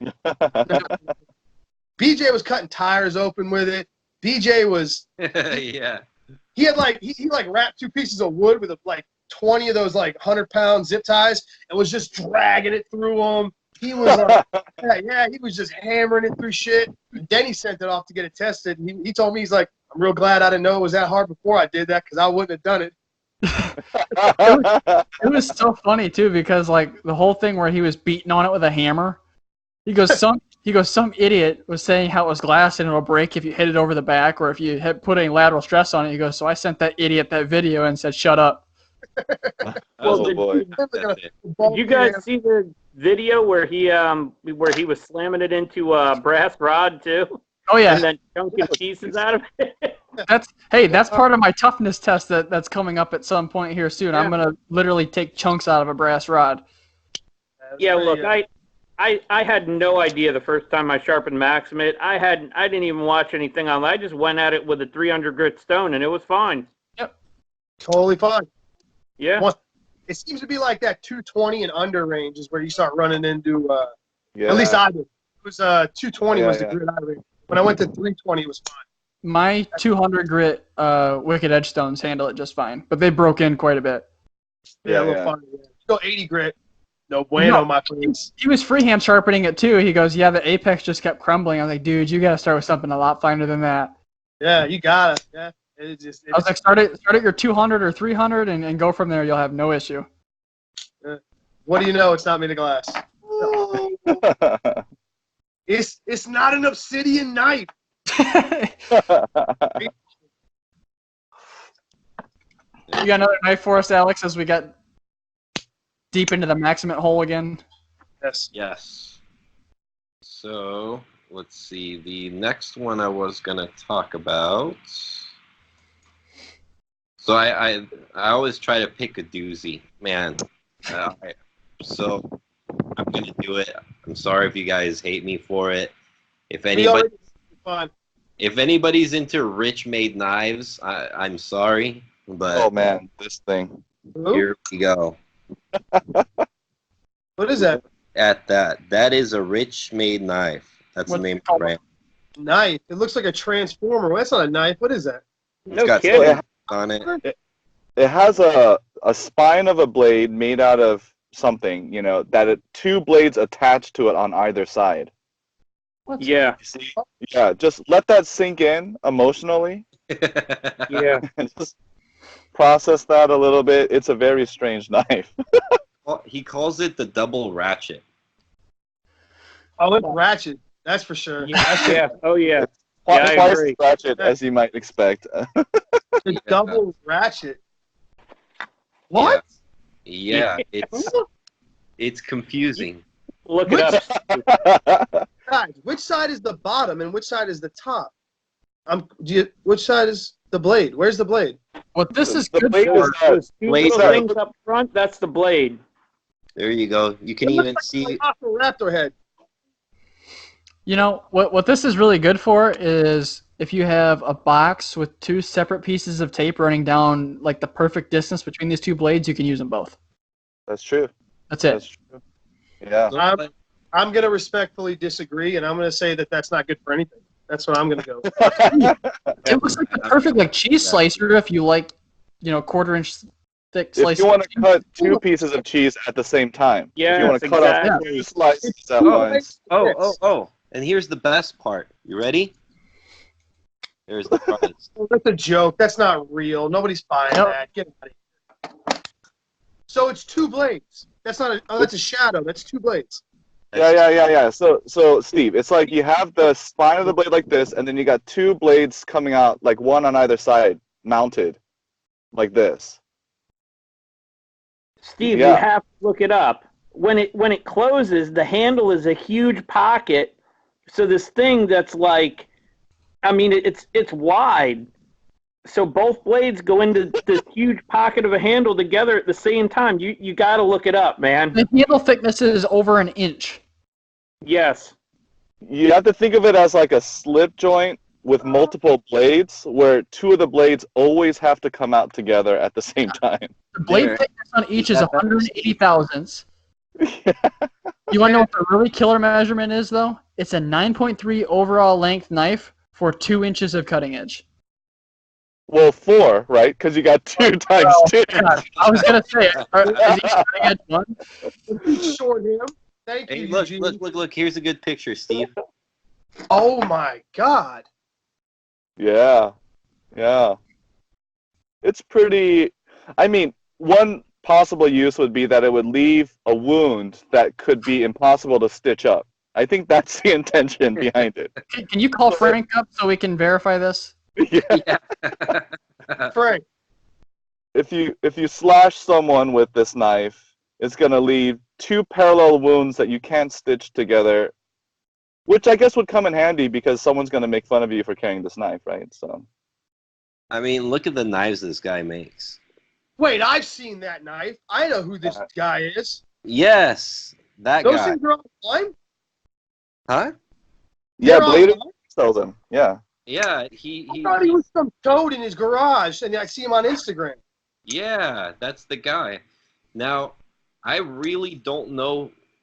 I guess, I mean, it's, I don't know. Art knife, I don't know about that, you know? It's one of those knives that I feel like if it was just, I don't know, a little crazier, then it'd be kind of fun to have just for how insane and crazy it is. But some part of me is like, maybe it doesn't go far enough. You know, maybe they should have just gone ahead and put 3 blades in there, right? Well, Why not more? Look Why how. not have another fold out from the other side, you know? Yeah. Make it double-ended. So here's my thing. Like, if you look at this picture I'm putting up right now, the build quality on this knife is really primitive. Like, It's horrible. I've seen those little axe ones on his Instagram. yeah. The build quality is horrendous.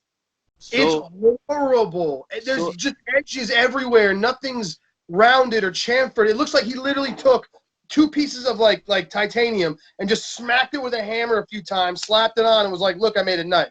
Yeah. It looks like an 8th grade science fair.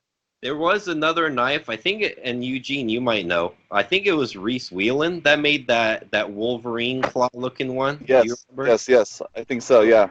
So It's like 2 that flip out, yeah. Mm-hmm. Yeah, so that was something that was interesting because it was more of like, it was incredible show-off skills of like craftsmanship, you know, and like, not that I would ever buy that, but I kind of got that more, and plus the blades were like separated, like, you know, thus wide. So, but this, I just don't know why anybody would buy this. If you're going to do something crazy, you got to do it well. Right. You know, you can't do it crazy and then just kind of go halfway with the fit and finish. You got to... You can't be half hard. You got to go like full Exactly. rager or be soft. You can't just like. There you go. That's exactly the metaphor I was thinking of. It's like his stuff Eugene, looks very Alex. his stuff looks very junkyard. Like you just get a couple parts together, you weld them together, and you kind of throw them together. You know? Alex, I need you to do me a favor. What? Look up the Richmade lightning bolt on Blade HQ and pull it up for the guys to see here. This will make the knife that you just looked at look like the perfect EDC. Don't do this to me right now. Don't play with my emotions. This one will blow your mind, Steve. Bank account. I'm still trying to figure out what that. I actually like this knife way better. BJ said it's for slashing tires. Wow. What the fuck is that? Wow. That's amazing. So you gotta give it to the guy for trying, I guess. No, you don't have. You don't have to give me that. No, I see what you're trying to do with the silver lining, Eugene. There is no silver lining. I'm trying to find something I like about everything. Is that thing like flame rainbow? It's flamed, yep. It's like rainbow colored. Yeah. Yeah. That's disrespectful to the gay and lesbian community right there. That's just disrespectful right there. That's a hate crime. Making that knife is a hate crime. I'm really glad that one's already sold because I might have bought it.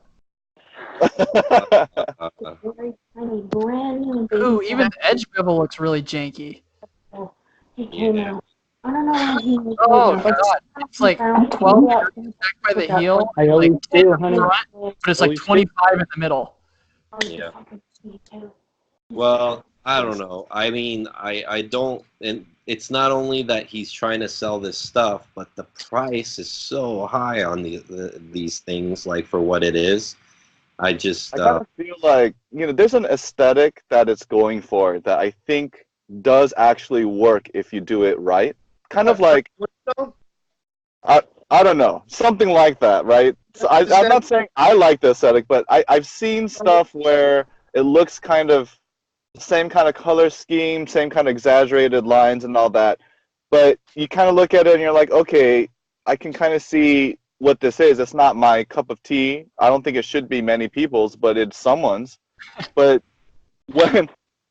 that's after you reach a certain level of like execution ability, I think. But like if you're just kind of slapping it together like this, then it's just there's no excuse for that. I mean, that would make a nice shovel. I think that it would be decent, for the home and garden.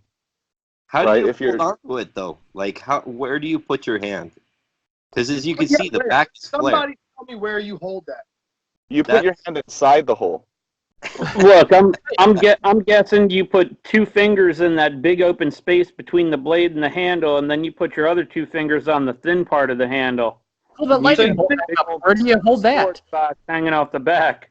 But people talk about ergonomics so much, right? I mean, well, clearly this is not going for that, right? This is going for anti-ergonomics. I don't know. Maybe it's supposed to be like an extra, like a prop in the next Mad Max movie. I could see that. Yeah, there you go. Atomic Edge said this is Lion Steel M390 if it was a knife.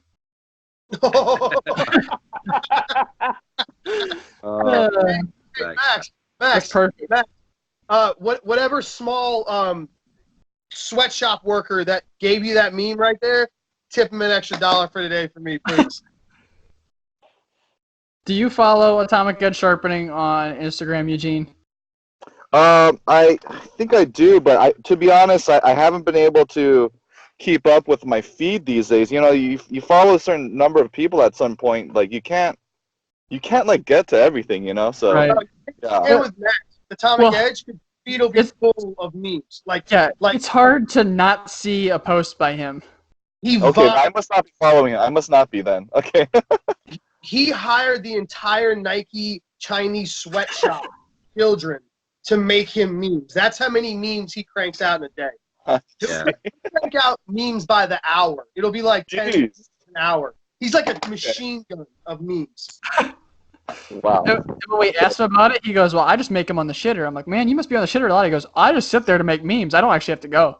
Like, guys, I gotta hit your head real quick, and then it rails off 40 memes and goes back to work. He's like, I was done. I was done 30 minutes ago. Now it's all dried. I can't even wipe it. Oh yeah, yeah. He's coming up on round 2 by that point. You know, he's like, wow. Yeah. you might as well get paid for the next wave that's about to hit. A new load has settled in. It's time to go again. There you go. He's purposely eating Taco Bell day and night to make memes specifically. Wow. So the next knife, I'm going to move along because I don't think there's much more to be said about that. The next knife is a knife I was really, really curious about. I've been eyeballing these for the last 6 months or so. I've never handled one. I've never seen one in person. I picked a fancy one off of, Knife Center or whatnot. But it's this guy right here, for those who want to take a look at it.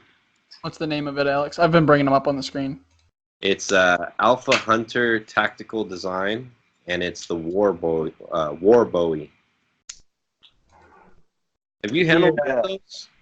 I haven't handled any, but I'm not.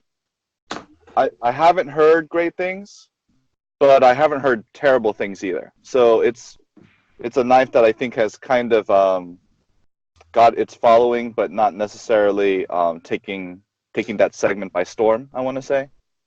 Yeah, because it's interesting. I mean, I do like the look of it, and I like the design of it and all. But I haven't seen them, like, I don't think I've ever seen one on Facebook, and I'm in a lot of groups. Yeah. So it doesn't seem like they get a lot of like reviews, and so that either means that they're just not very good and they have a very niche market, but it could also mean just that that segment of the market is kind of underexposed for obvious reasons. Being over $1,000, it's not like you get a whole lot of reviewers, like putting them on their channels and all that. So I don't know. It could mean that it's been overlooked, but it also mean that it's just not getting enough of daytime. Personally, that particular one that you chose, I think would be a hard sell for me, just because it's 10 ounces, and I've tried to. Yeah. I've tried to do 8-ounce knives. Like I had that CKF Satori. I think that came in at 7.5 awesome knife. It is, but it was just a little too heavy at some point. Yeah, it is. It really is a nice knife, but I couldn't do it because it was just too heavy for me. Right. Well, 7 ounces is is tough. 7 ounces is even quite a bit, but 10 ounces, that's a lot. But I think that's just because to make 2 knives. Yeah. This one's a copper version. I think that might have something to do with it. I mean, Does the blade design remind you guys of the HEA Hunter?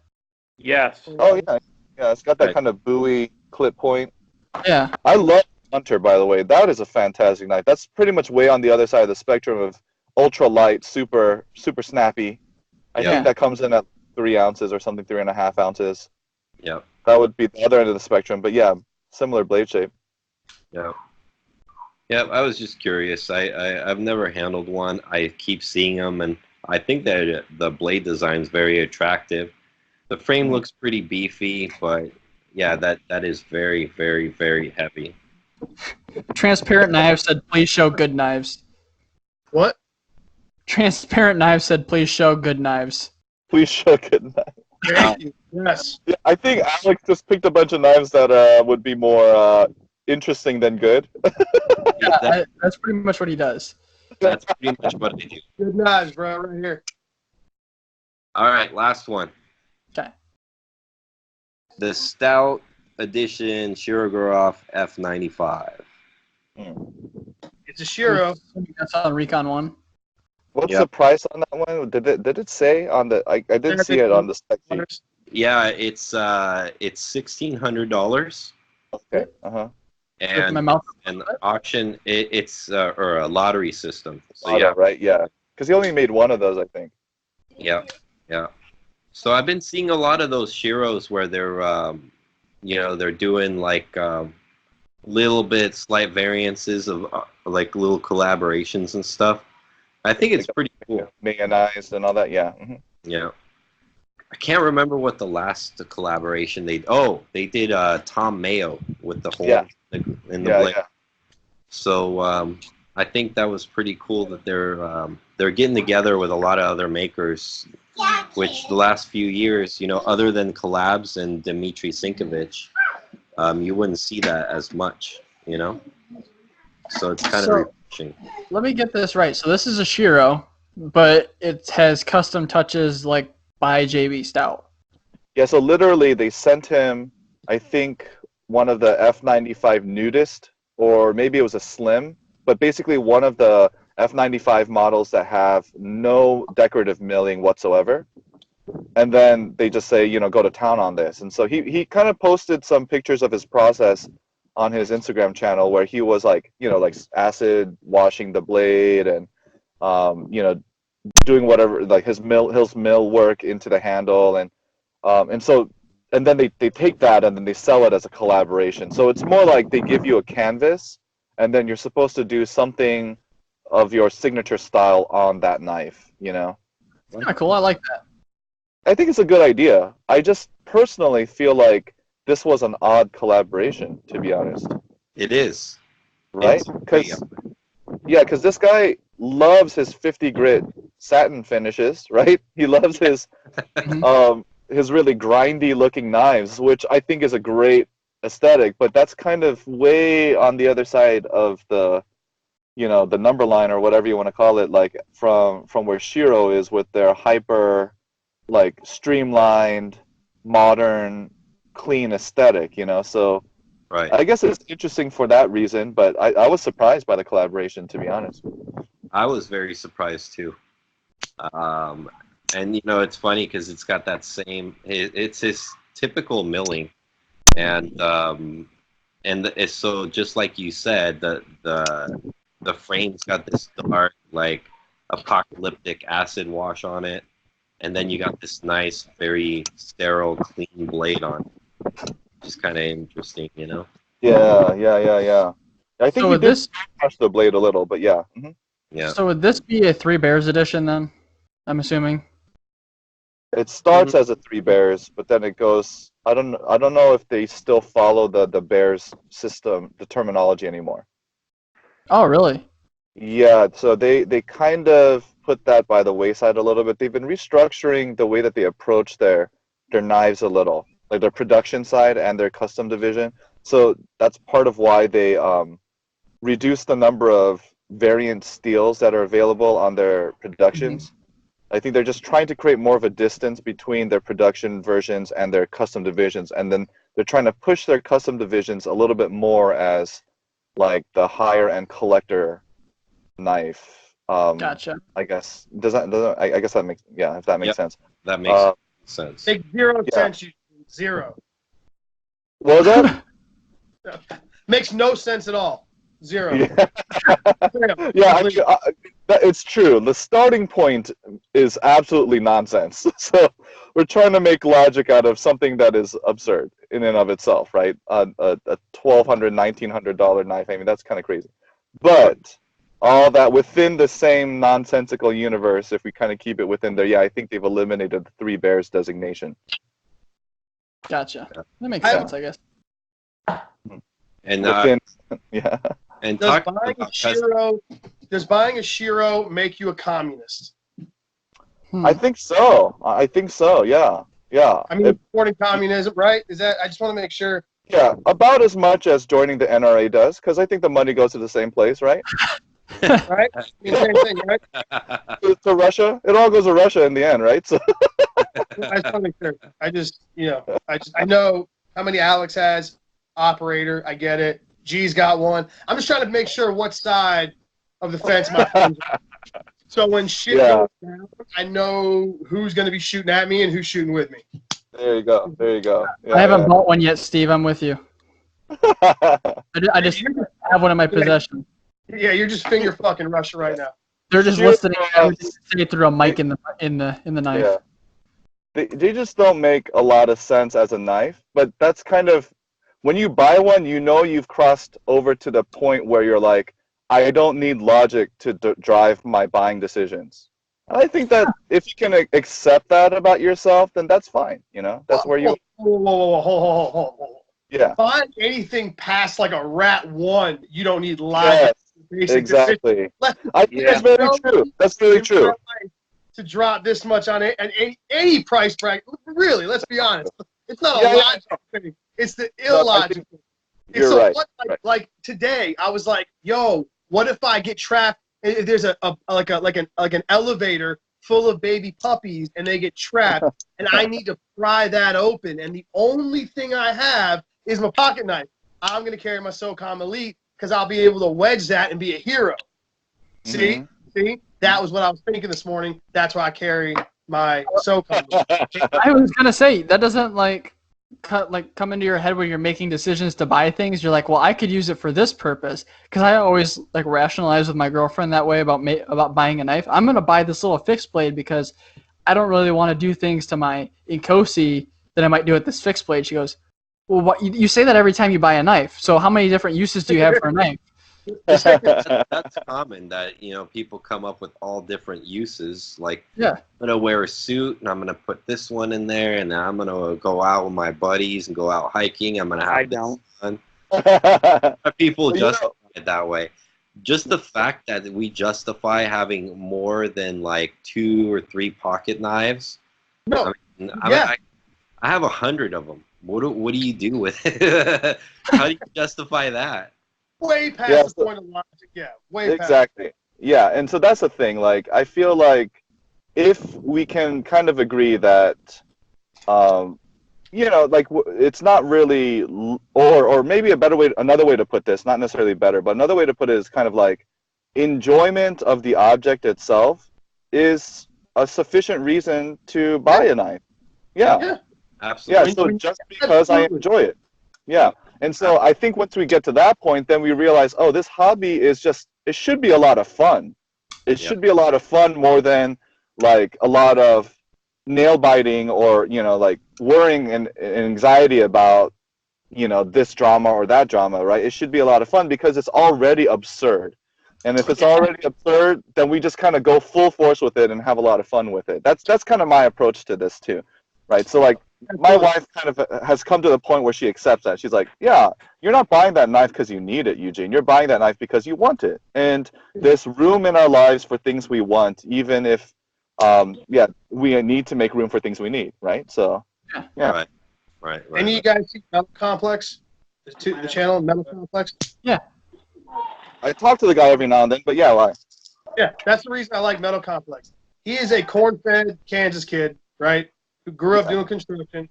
I don't know what he does now. He says he's got an office job. And the guy makes zero qualms about why he buys his knives. He just picked up a Praetorian, a Medford Praetorian, right? It absolutely would.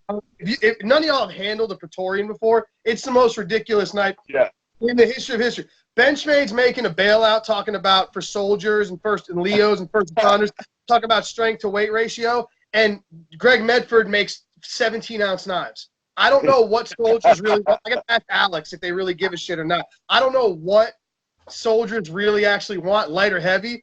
But so he buys this Praetorian, right? And he's any knife that he get, he'll tell you straight up. He's like, I have no need to justify this Praetorian in my life. I'm buying this Praetorian because it's fucking cool and I want it. Point blank. This is gonna go in my knife case, and I'm never gonna carry it because it's gigantic and it's a brick and it's obscene and it's too expensive for me to use. But I got it because I want it.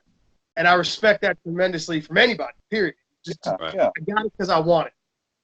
Speaking of absurd, when I was at Recon 1 shopping for this thing yesterday, I almost left the money behind because they had the custom division version of this knife there. Oh. I don't know if you guys ever seen that. Yeah. No, about to, though. I have one of those. Thomas steel, zirconium. Mm-hmm. Milling and the titanium. That thing was $3,200 though.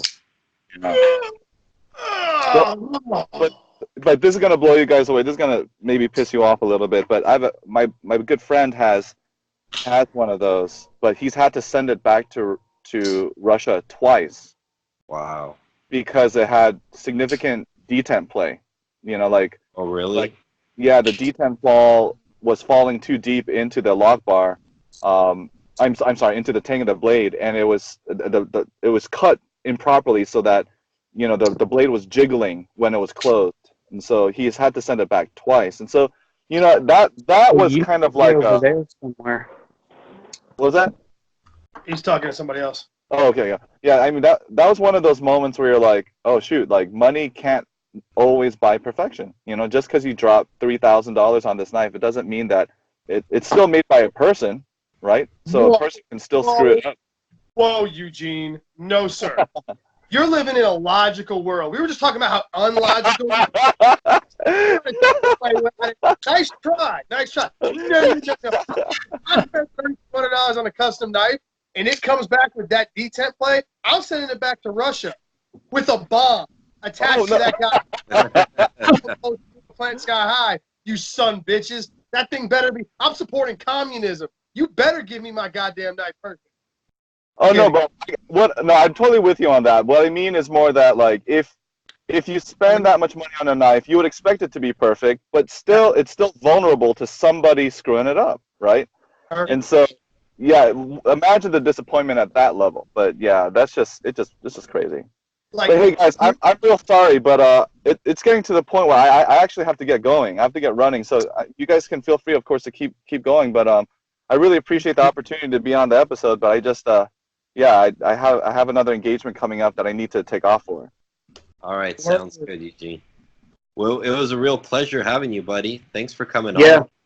Sir. It was just a lot of fun talking to the knives, and I can't believe you found some of those knives. I don't know where you were looking, but don't spend too much time there. That's like the dark net or something, man.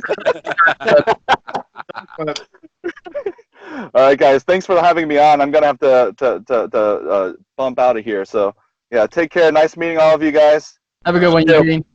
You got it. See ya. Later, man. Just us now. As always, so Steve can go back to being rated R or worse. Yeah, I don't have to censor anything for Eugene. He dipped out right before the M390 argument. Yeah, BJ said he's being awfully quiet. What's going on?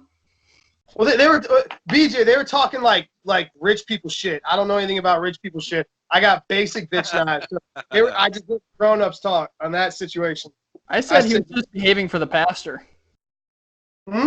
I said he was just behaving for the pastor. He was not. He was saying he was rubbing Satan's cock. It was adults talking, I sat back here. Is he a real pastor? Like a real? Yeah. That's Steve's normal vocabulary, though. I know. What do you think? My vocabulary? That's your normal vocabulary. Normal vocabulary. Yeah. BJ, I was just drinking. I was just busy drinking. While he's talking, I'm drinking. That's it. I'm just gearing up. And now he left, so now I can't just interrogate him about the M390 thing. I'll DM him and yell at him. So Steve, how many people or how many loaners do you have coming to add to our list? There's a gentleman who hit me up. Who I've had a lot of people since I put that out of my right, story. Guys, give me 5 minutes. I'll be right back. Okay. One gentleman is sending me like 6 knives. I saw that. One is a Lion Steel Shuffler and M390, and the other 5 are Spyderco Mannix and PM2s and M390, 20CV, and 204P. They're all, his exact words were, he's in Kentucky. What the hell is his name? I can't remember his name off the top of my head. His exact words were, they're users, and he sharpens them while he's drinking. So anything I want to do, I'm good with. So, I sharpen when I drink too, so we'll be fine. Yeah, I've got him. I had another guy hit me up. There's another dude in Atlanta. Goes by, what the hell is his name? I can't remember his name. I'm sorry, guys. I'm shitty with these Instagram names. He offered to send me some. I just got to peel through like the loaners that I have right now that I'm still trying. Because guys, like mine. I mean, I can send yours back unless you want me to break them. I thought you just wanted me to keep them warm and safe here. You know? Look, honestly, no, all kidding aside, as soon as I can get those Lion Steel blades back, I'm coming to your house and we're gonna live stream cut test them. Oh, One of us is gonna cut with them first. We're gonna sharpen them, and then the other one's gonna cut with them live on camera. No one can dispute. Two different people doing the test, and everybody can see what they actually do. Like this one, this shuffler. Hey! Well, shit, dude. You guys just need to come up to Ohio and we'll do a triple cut test. Ohio? Who the fuck wants to go to Ohio? There's you. Yeah, right. Elliot's up there. Oh, God. We could all hang out. Oh, God. Come down here. Ew, boo, Ohio, boo. You always being late every week. I don't want to drive through that traffic that you go through. There is a lot, yeah. The weather's crazy. Like, I'm 40 miles from Atlanta, and there's crazy traffic up here. No thanks.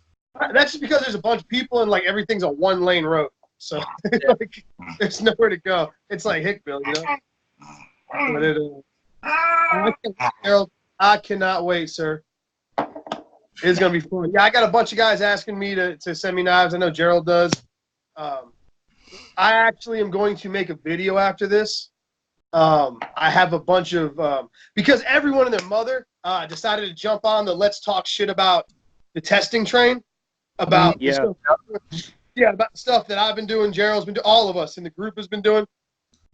So since everybody's felt the need to talk shit about us, now it's my turn to respond and talk shit to everybody else. So I've got 3 pages of notes I'm about to condense and go through. I've been doing some math. We all know how good I am at math. You and me both, Steve, calculating percentage increases. Yeah, we all know how good I am with math.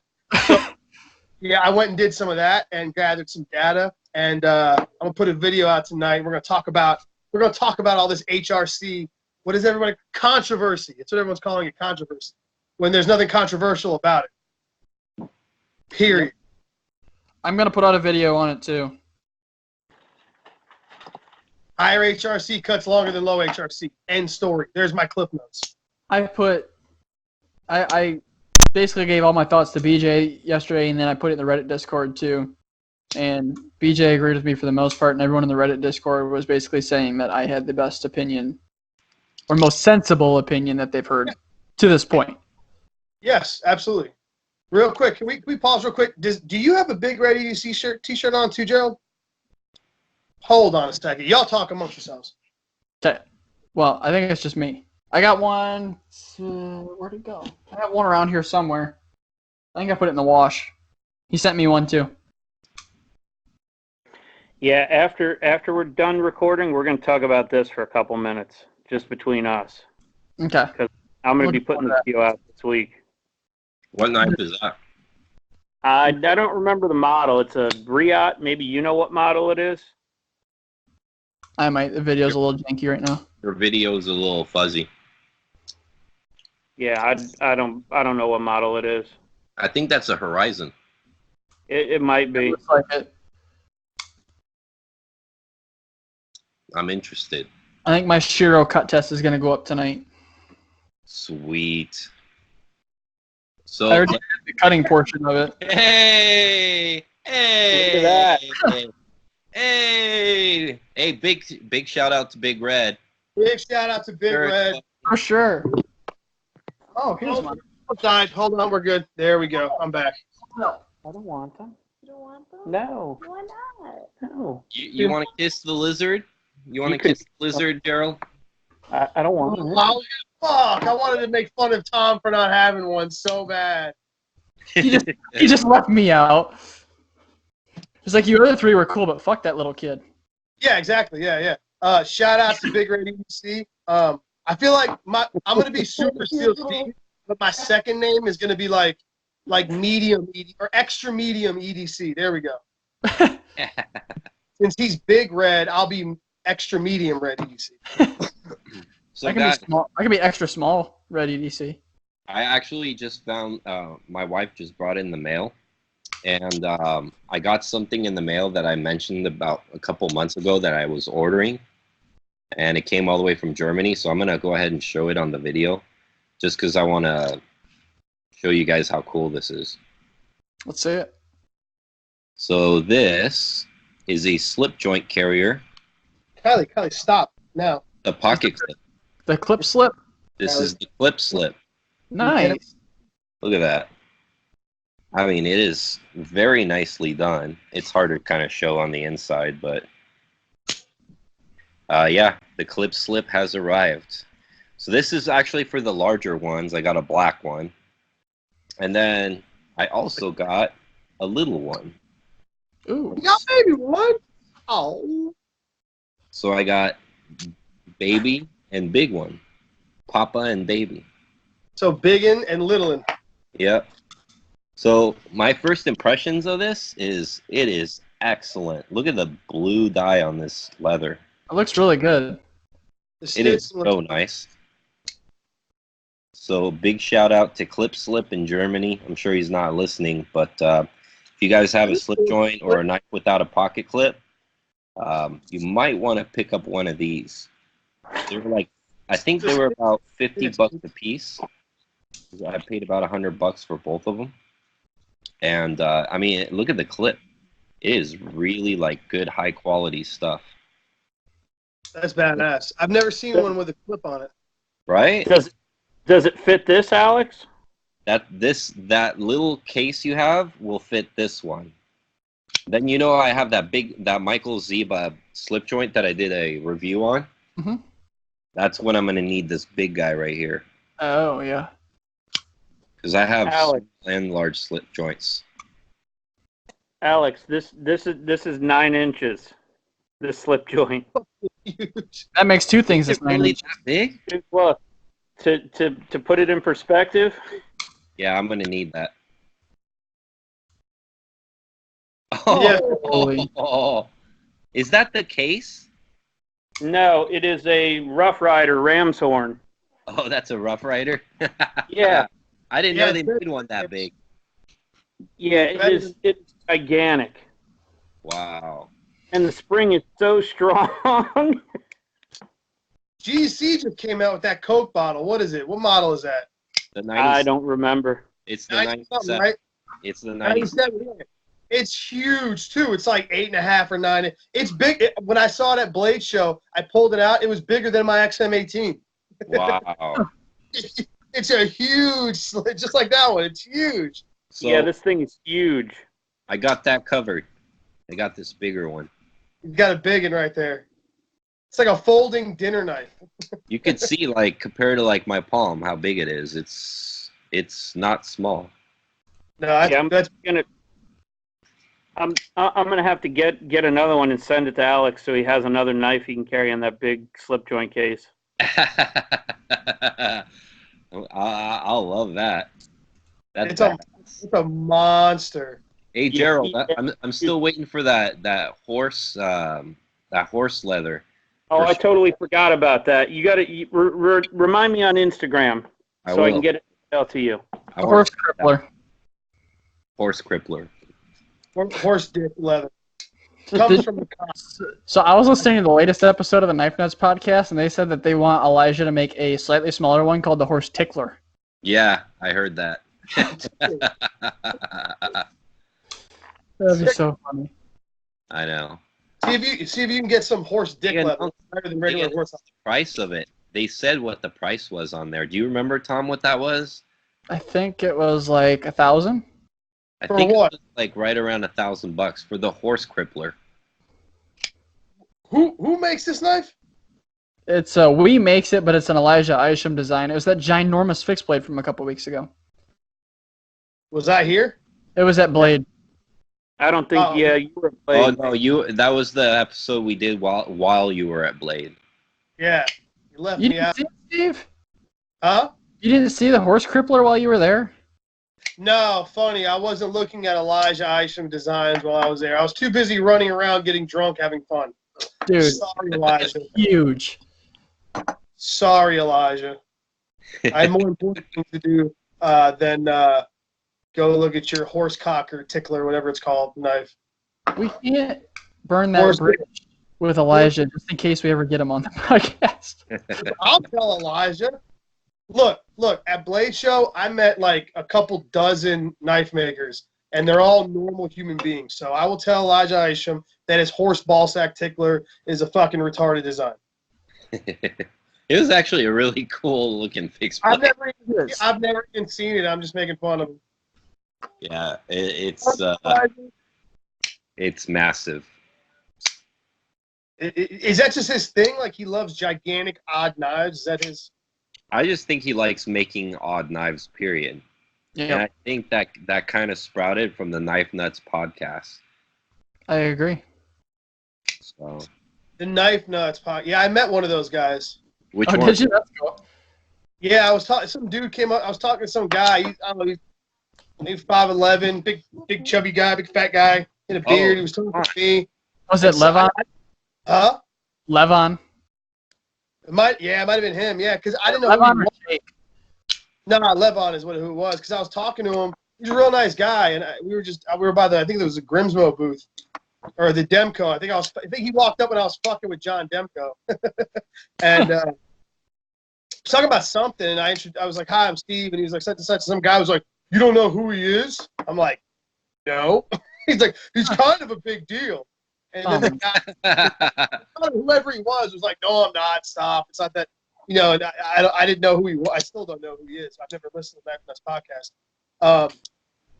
But I have no idea. I'm sorry, LeBron. Actually, I'm gonna have him on our podcast, Steve. Are you? Yeah, he agreed to before Blade Show. I talked to him about joining us for the podcast. So. Oh, he'll recognize me then. Yeah. He'll be Yeah. like, "Hey, I'm the guy that didn't know who you were. What's up?"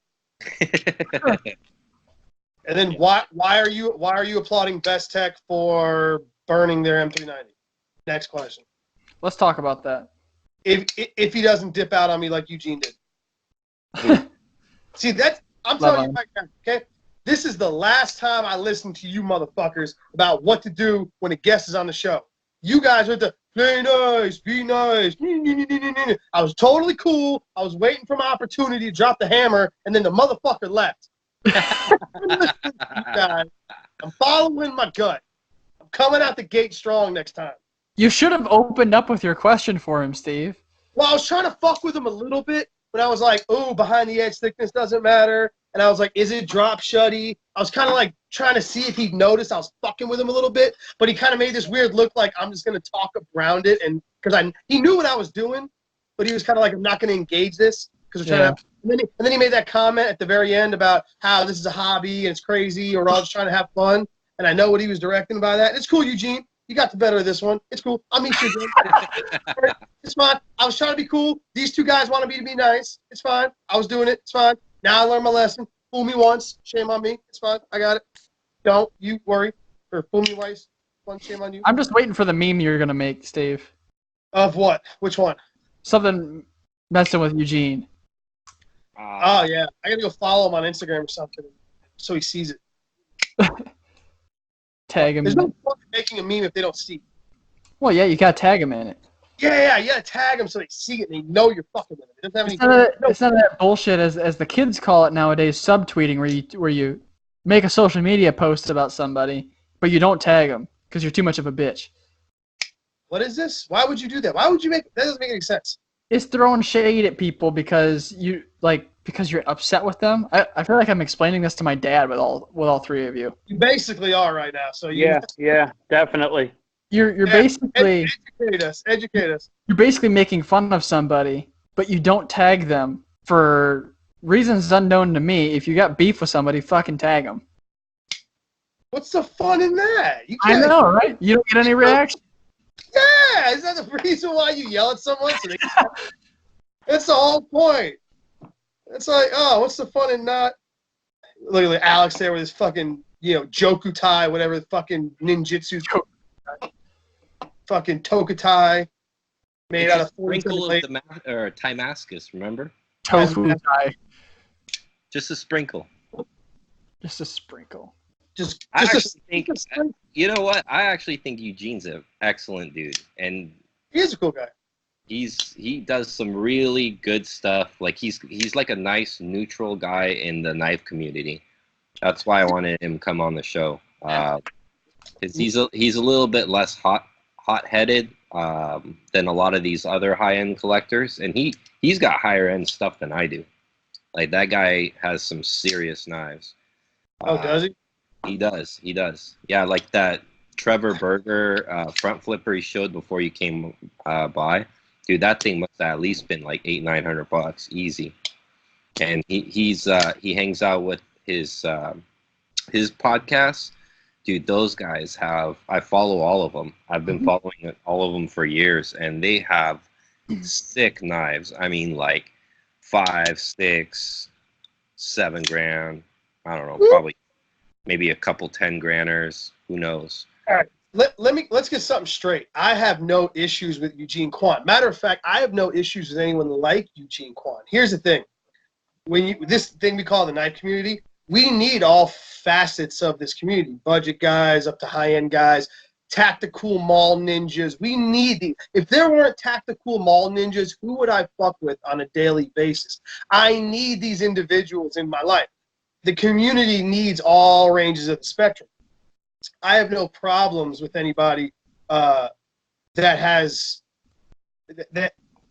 is a part of anything that, let's say, I don't agree. Like I surround myself in my life with people that have opposing viewpoints, right? I like surrounding myself with people who don't agree with me, because then I get to learn stuff, right? So I enjoy that. However, just like in my real life, that means I'm gonna fuck with you. Of course. I'm going to fuck with you relentlessly. Eugene seems like a very neutral guy. I'm a very draw a line in the sand guy. So when I run into guys that are very neutral, I enjoy trying to get them to commit to something. Well, I'm neutral. I commit to shit. You're not neutral. You're an operator. You're committed to killing. I'm an operator. You're an operator, bro. You're not committed. Get out of here. You're not neutral. You're high speed, low drag, just with a Shiro. That's all. I think I'm very, very happy I contributed this operator thing to our podcast, because I am extremely happy you are. it is the greatest. Now, question, guys. Do you guys think why do you guys think this hole is there? That's way too deep to be a Rockwell test. It doesn't go all the way through. I hope I not. have no fucking clue. I noticed that too when you posted a picture of it. I was thinking it might have been a Rockwell test, but I'm not sure. Yeah, that's way too deep. That's way deep. That's like Rockwell pings are real tiny. Well, it almost looks like you could fit a detent ball. It's actually not as deep as it may look. I don't know if you guys can see it. Yeah, but it could be a locator hole for when they're making them. I mean, who knows why they put it there? Yeah. That's how you know you've reached a level of build where you can literally, like, this is like bottled water. They're like, hey, come here, take a shot of vodka. Watch this. We put hole. Nobody asks. Cause why? We're Shiro. They just put holes in shit randomly, and nobody's like, yeah, of course, that's something. They're fucking crazy Russians. We're all just like if they're Russians. But Steve, this is not a Shiro. Who is that? This is a Cherbakov. What? It's Russian. It doesn't matter. They're all crazy. They're all. I'm being racist right now. All Russians are the same. There we go. I'm putting all the Russians in a big bag. CKF, Cherbakov, whatever, Stalin, whatever the maker's name is. All those guys. They're all crazy Russians. You got to agree, though. This knife has some of the coolest hardware ever. Yeah, it is pretty cool. Yeah. The hardware is so nice on it. Paul says you're the most monotone operator he's ever heard. Who said that? Paul. All right, Paul. Clearly, you're not around a lot of operators, bro. Yeah. I hang around operators all the time, and they're all monotone. Banner 24/7, operator, monotone. Yep. He says, number one, the first rule of Sharp Talk Club is to operate. Exactly. We make around here. How's that for monotone? My operator knife out. Oh, is that a Hogue? Yeah, my Hogue. It's an auto. It's got a combo edge. I mean, that's operator as fuck. Oh yeah, yeah. Shout outs to Hogue and shout outs to the owner Jim. 45 minutes talking to me at Blade Show. Literally, I If asked it's that the guy. first night of Sharp Talk Club, you have to baton. Yes, I'm gonna baton with this Skeletal and see what happens. Does anybody else own one of these? No. No. I own a Voyage too. I have a Wave and an original Leatherman, whatever that was called. I have a rebar too. You see this little spring right here? This is like a little liner lock. Mm-hmm. This is the spring. Watch this. Ready? Woo-hoo-hoo-hoo! You see how far over that is? Yep. The spring on this actually goes over so far. It actually it overextends the actual tang. It's actually only being held there because it's running into this pivot. See that? Interesting. Huh? Yep. Yeah. I didn't know if that's how all Leathermans do. I mean, it's not like I use this knife a lot. I just thought it was funny. Yeah, I want to say the locks for all the tools on my Wave go over really far like that too. Yeah. I have a rebar, and I've used a rebar a lot. I've had a rebar for years, and it's a great one. And I just saw this, and the reason I grabbed one of these was because the only tools I ever really use on my rebar are wire cutters, pliers, the screwdriver. So I was like, hey, this has all that, and it's got a bottle opener. And then I got it, and I realized it's basically the same size as a rebar. So I failed. Operator. Well, yeah, because you. Tactical grip. Everybody, tactical grip. There we go. This is my purple people poker, by the way. Yeah, Steve, if you want a smaller multi-tool like that, you need to get I think it's like the Leatherman Squirt PS4 something like that. It's like in between. I have one of those. It's in between the Gerber dime size and the full size tool.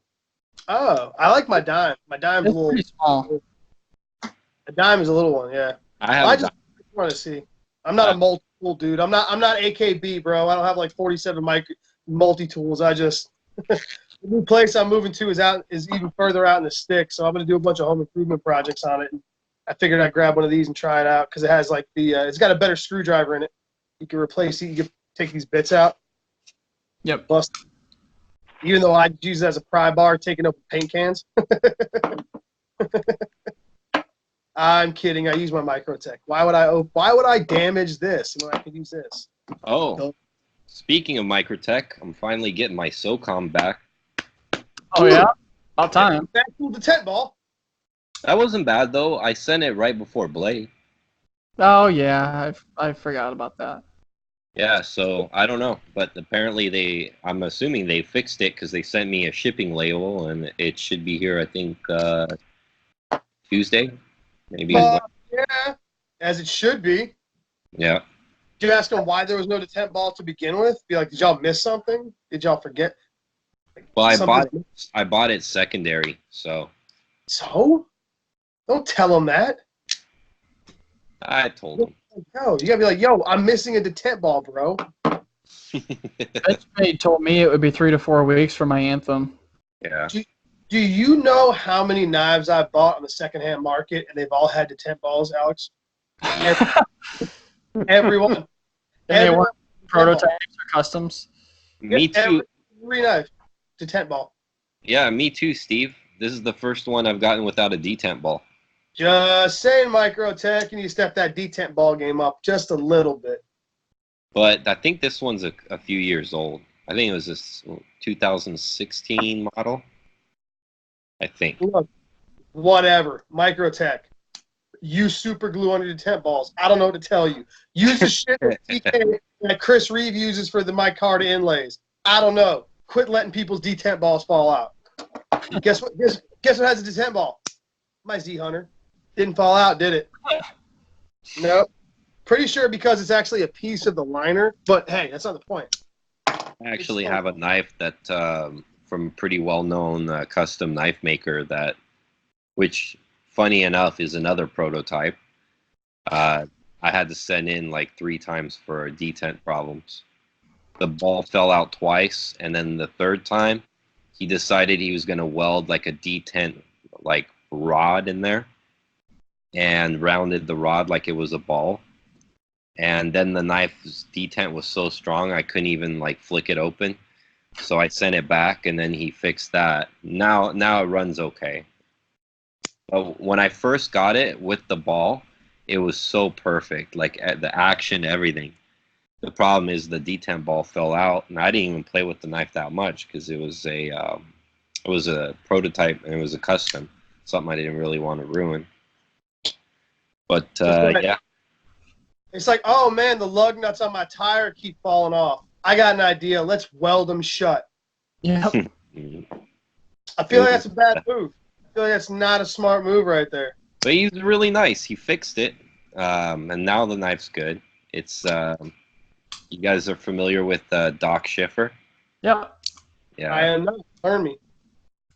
Yeah, it's Doc Schiffer. Learn me. Yeah. Yeah, learn me about him. It's Doc Schiffer. Thanks a fucking lot, Alex. I feel like I know Doc Schiffer now. I feel like I understand where he comes from, what he does, his life goals, his aspirations, everything. I feel complete now. Thank you. He's a veteran custom. He's a veteran custom knife maker. He's been making knives for a long time. I think his son's making knives too now, if I remember right. And he makes this model called the Recon, which is a really, really cool knife. It's good looking. And I got this one. It's a liner lock, but the D10 ball kept falling out. I actually bought the knife from Knife Center, and I had some problems with it, and I contacted him, and he fixed it for me. So that was cool. Very sweet of him. Yeah. Very white of him, actually. Yes. I believe he is white. Very Caucasian of him. Yes. I want to give you guys an update. My Z Hunter has now gone from centered to so far to the right that it's actually rubbing the liner. Wow. I want you to see. Can you see that centering right there? Yep. I mean, that's got more lean than a dick. I mean, that's some. Look at that. I think you need some Loctite, buddy. Here, listen to this. Listen, ready? Can you hear it? Watch. Can you hear the rub? Yeah, it sounds like scissors. Yep, exactly. Sounds like scissors. I don't think I need Loctite because there's not any. I don't have any play. I think what this. You know what this is? This is a Z Hunter from Russia, so this has its own unique set of circumstances. The rub that's happening on this knife is actually intended because of the Rex 747 steel that's on this. 747. It has to rub. Mm-hmm. It's a very extensive thermocycling process, and it needs to rub, or else, if it doesn't rub, it will explode. This blade will explode. All I have to say is do some research on Cultural Tech. We're talking about Z Hunter. Who's this? Yeah. I know exactly what What are you talking about? We talked about right here. And Rex 747 steel that clearly you're not educated on. We have talked about Culture Tech before. They're the knife that I said had like 60 parts. Yeah, they're freaking awesome. Thermocycling Rex 121. I got to look into that and see if that's even a thing. Hey, Steve, did Yes? you get rid of that? Did you get rid of that 940 you had? Which one? Do you have one still? I have a 941. 940-1, sorry. At some point, you need to send that with me so I can do like a 2 weeks of carry of a knife I don't like. Oh, you got to do 30 days at least. You want me to do 30 days? Yeah, you got to go full gorilla. If you hate it, you got to carry it like the whole. I'm gonna do 30 days with this too. Then you're gonna break it. You're gonna throw it in a lake. That's a possibility. I'm gonna bet you're gonna like it.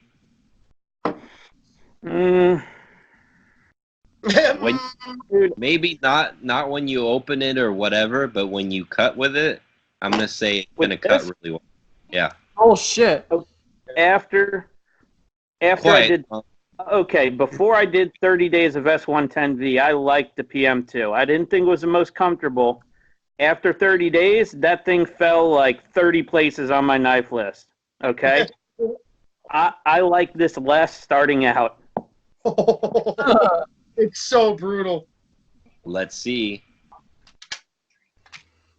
Dude, the thing's like a fucking wedge. It is a stupid knife. It's a wedge, and it doesn't need to be a wedge. Like, if, you know what I mean? Like, the Shaman's like an attempt at being like a harder use knife. You know what I mean? Yeah. Dude, if this was a lockback and the back was not open like this, then yeah, I would definitely take this and regrind it down to like 10 thousandths behind the edge, and it would probably be a pretty awesome knife then. You could still get a reground. Steve. Yeah. Yes. BJ said your Z Hunter sharpens itself by rubbing on the liners. It's a self-sharpening blade. Look. Yep.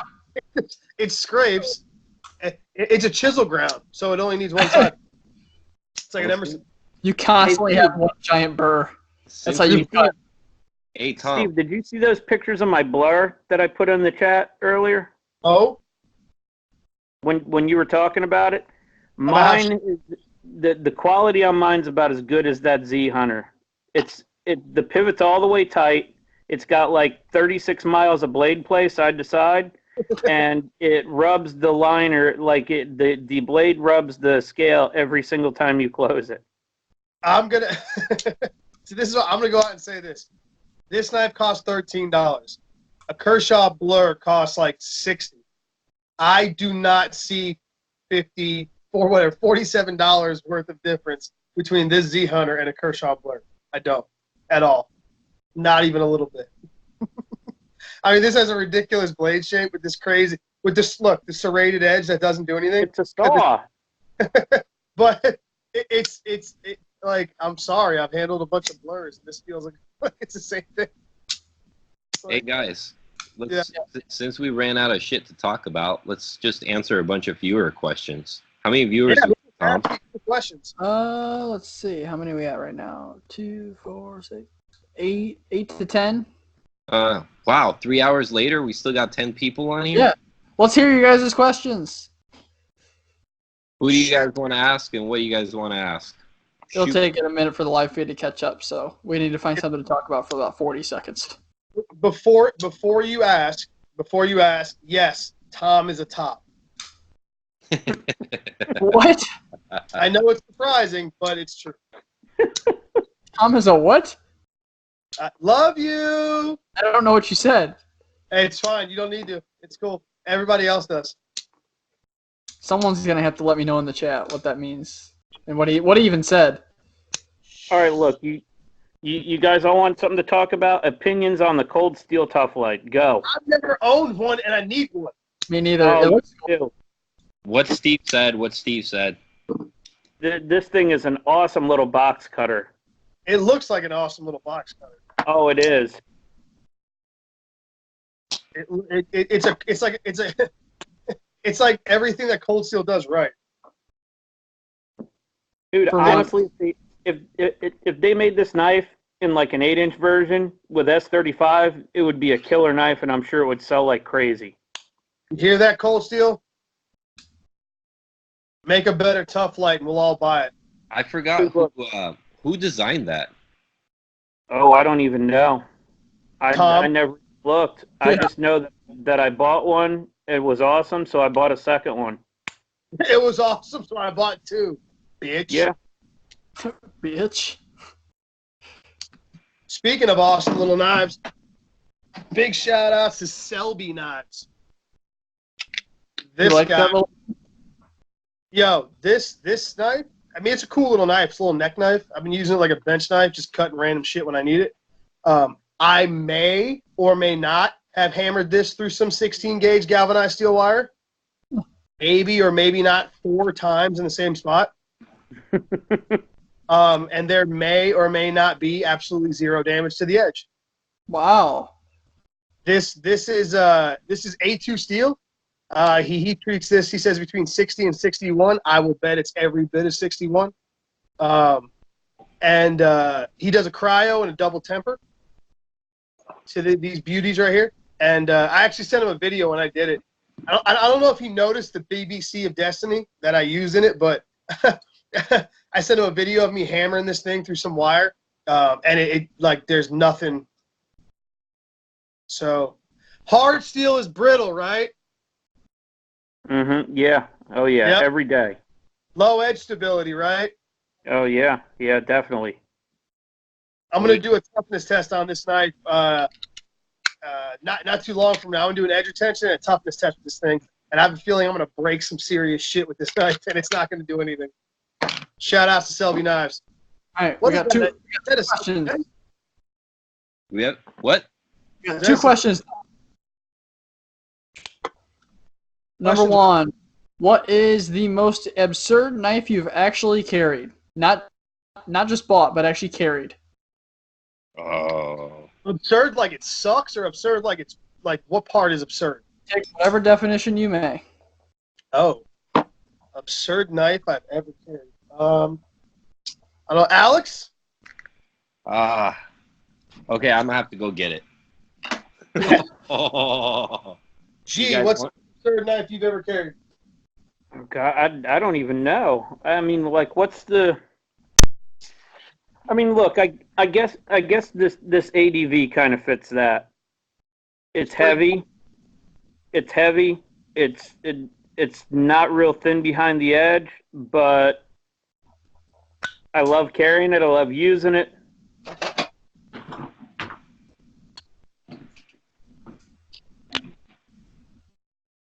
I can't really think of anything absurd that I try and buy pretty sensible things.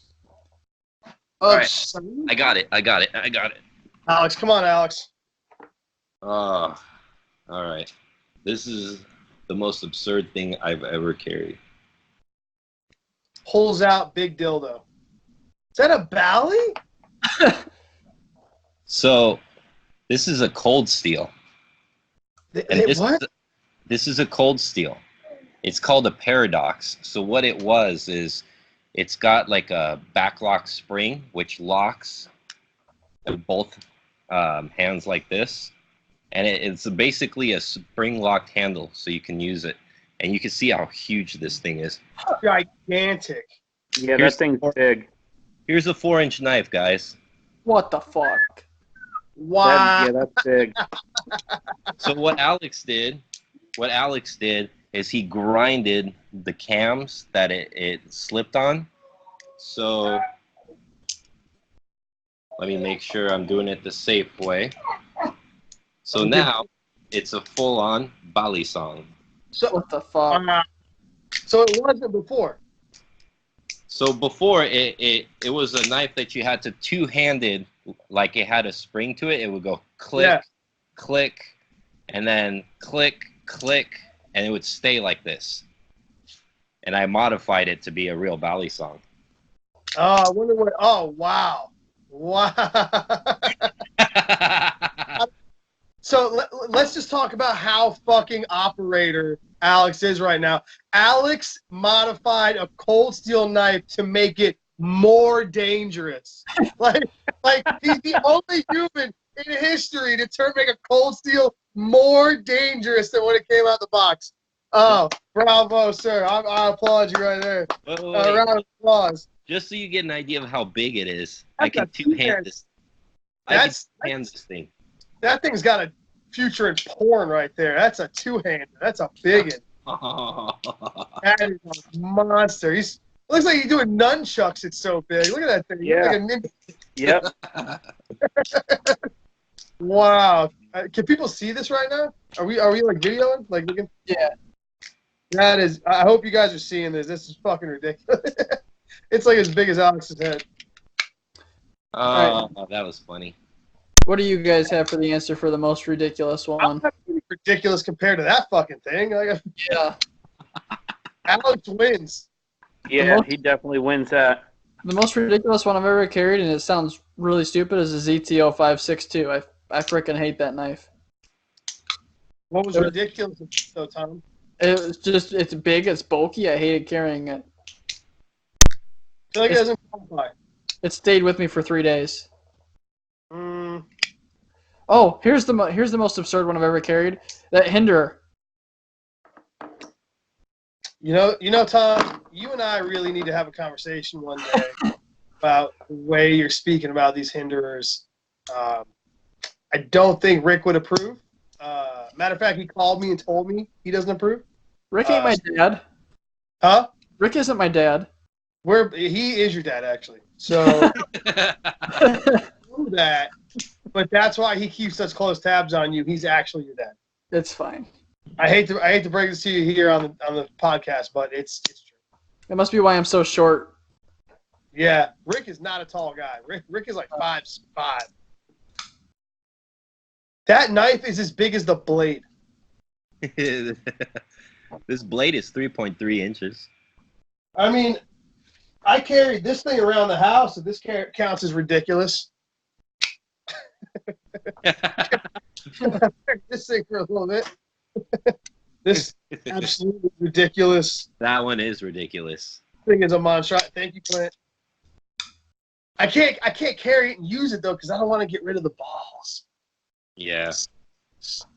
I don't want to watch from the balls. I actually put an edge on it too. Of course you would, in case you need it. Duh, it's a knife. It's a knife. Come on, guys. All right, you guys ready for the next question? Next go. question. Favorite knife under $50? Favorite knife under 50? Yep. I say Ontario Rat 1 or 2. That's such a basic bitch answer. Quit with that dumb shit. Dude, they're so good though. So good. They're all right. They're fine. $50. Come on, that was cool 10 years ago. They're fantastic. They're built so well. How much is the cheapest manly wasp? About $50. Yeah, close. That'll probably be my answer. Yeah.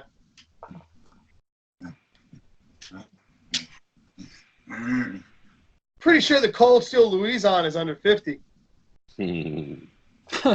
My vote is for this. For me, under 50, it might even be the Tough Light. Yeah. Hey. Good answer. I like that. We got a lot of cold steels floating around all of a sudden. I'm just saying, man. It's real stuff.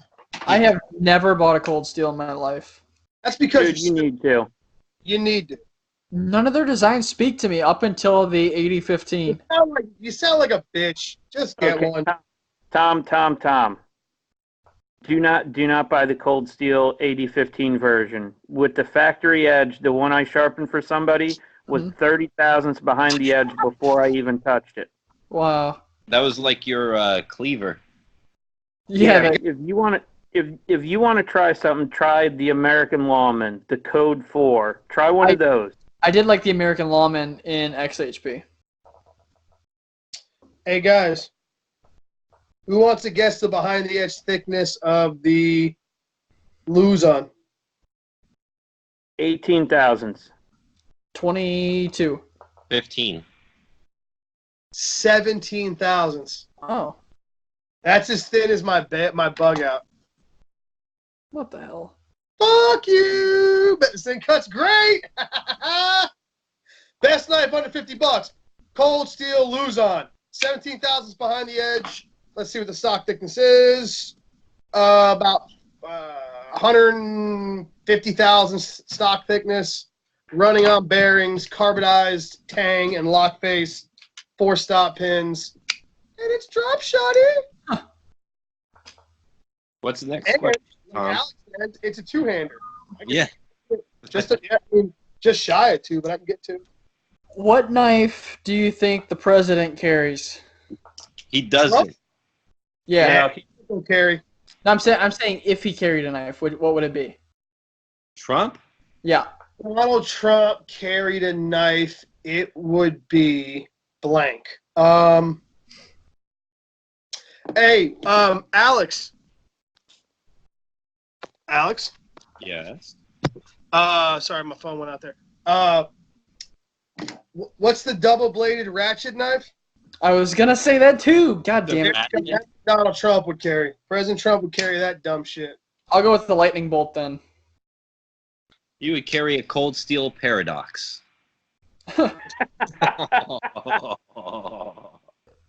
Jesus Christ.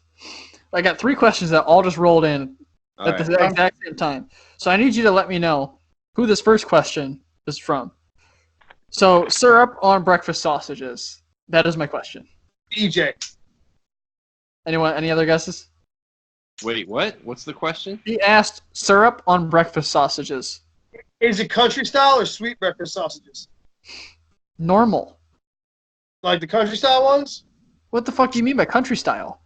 No, Like he's the regular on the maple country style ones. is regular, but some places make like a sweet sausage. Oh. No,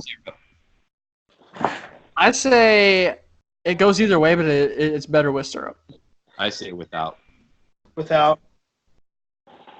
Whatevs. Gerald's playing with his dog. Is a hot dog a sandwich? Is what? Is a No. hot dog a sandwich? No. Yes. No. Gerald's getting progressively louder. No. No. Okay, ready? No. Okay, a sub is a sandwich. It is bread with meat, vegetables between attached slices of bread. So is a hot dog. No. But A there's- hot dog doesn't not qualify as attached- meat, so it can't be a sandwich. A hot dog is most certainly meat. It is just missed. No. Nope. Listen, for the sandwich, I think the bread has to be on the top and the bottom. The hot dog is on the sides. But the hot dog bun, is met at a junction. No, hold on. No, The hold on. sandwich is So- top to bottom. No. So a sub you buy at the store Like- is not a sandwich? Well, No. there's buns on top and bottom. No, it's connect. It's just no. If you hold the sub this way, hold But the hot dog sideways. that's a sub sandwich. That's not a sandwich. It's a sub. It's a sandwich. Nope. A sandwich is any amount of meat and or vegetables between two pieces of bread. A hamburger is a sandwich. A patty melt's a sandwich. A goddamn hot dog's a sandwich. Dude, come on. If you go to Taco Bell, they consider a taco a sandwich. A taco is a Mexican sandwich. No. Yes, it is. No. Yes, Next question, No. Tom. it's a sandwich. I'm a chef. I'm telling you, sandwich. Pulling rank, goddammit. the fuck That's is wrong why with you're you guys? biased. You're biased to this. That's why. Steve's wrong. Next question. So I've been voted off the island. Like, We're- you know, we're gonna do one off topic, and then we're gonna go back onto knives. All right. Are Uncrustables a ravioli? no, because it's not cooked. If you cooked it, though. Then it's not an Uncrustable. What do you mean? An Uncrustable is bread with peanut butter and jelly on the inside. It'd just be a toasted Uncrustable at that point. No, are you baking it or frying it? Baking it. Fucking sandwich. It's not a ravioli. No. An Uncrustable is bound the whole way through. So is it a sandwich then, by your definition? No, it's not. No, Mic drop. Steve wins the sandwich argument. I think it's a Wait, peanut wait, butter and wait. jelly ravioli. Wait. It's not a Wait. A Steve's wrong. ravioli Next is question. uncooked dough. A ravioli is an uncooked dough until it's then cooked with the internal fillings. A Uncrustable, the bread is already cooked and the internal ingredients are already cooked. You lose. We didn't ask for the chef's opinion. I'm about ready to mute you. Mute Steve. Just get Steve out of here. Dumbass. Now, somebody get him out of here. Next question. Max is laughing that we got. He says, "Ha ha ha! We got them fighting over sandwiches." Because a hot dog is a sandwich. Facts. Okay, back to something knife related. So is a crustable. What do you guys think the ideal? Shut up, Alex. The ideal M390 target range. 62 to 64. Yep. Steve got it 62 to 64 all day. Now, Really here's my easy. question. I agree with that. I have two questions. Okay. Number one, how do we know that's its optimal range? Because it's been shown, it's been tested. Where? Gerald tested 62 and got optimal results. Okay, 62 is great, but how do we know 64 is best? The Fair and Forge Customs are ran at 64 with an in-house heat treat, and they say it's optimal. Quote Elliot from Fair and Forge. He says, with their in-house heat treat, I think they use 20 CV, but whatever, M390, 20 CV, or 204P, they're all analogous. With their in-house heat treat, they reach 64, meets the best balance of toughness, corrosion resistance, and wear resistance. Okay, here's my counter. Lion still says the same thing at 59 to 61. Because they're reading spec sheets off of material data sheets that are off of industrial purposes for die cutters. Exactly. It's nothing to do with cutlery. You know what I want? I want us to have knives, identical knives like the Spyderco Mules, at every hardness from 57 to 64. Let's see what they all come back as. You don't need a mule. The geometry of the knife has nothing to do. The only geometry that matters is the edge geometry. I'm just saying, like, 4 identical knives would be. You don't need identical knives. It shut up a lot of people. No, It shut a lot of people up. no, it won't, because then they'll just tell you that the process matters more, and who's heat treating it matters more. Okay, so here's my other question. Do you think that 62 to 64 is attainable for production knives? Absolutely. Matter of fact, Best Tech just admitted today that it costs them no more money to run it at 59 or 63. So there you go, from a major manufacturer in China. That is interesting. Next question. These are all things that guys are asking that the answers are already out there. It's not. Me and Gerald are not making this shit up. We're not. Go ask Laren of Knife Steel Nerds. The guy's a metallurgist. He's literally a metallurgist. Go ask him. Every time I ask Laren, he gives me like a 3-word response. Well, Did you read my article? Which one, Laren? You put out like 3 a week. He does. They're so fucking confusing, I can't follow. Like, bring it down into simple terms for me, please. Yeah, straight up. There's no reason for any folding knife that is an M390 that should be anything under 62. Like that. Per Catra testing. S30V at 60 HRC at a 30 inclusive bevel, M390 at 60 HRC with a 30 degree inclusive bevel. The difference between the two is 12%. Yeah. So I don't know if we know the optimal ranges for these steels for cutlery, because it just hasn't been like I'm saying.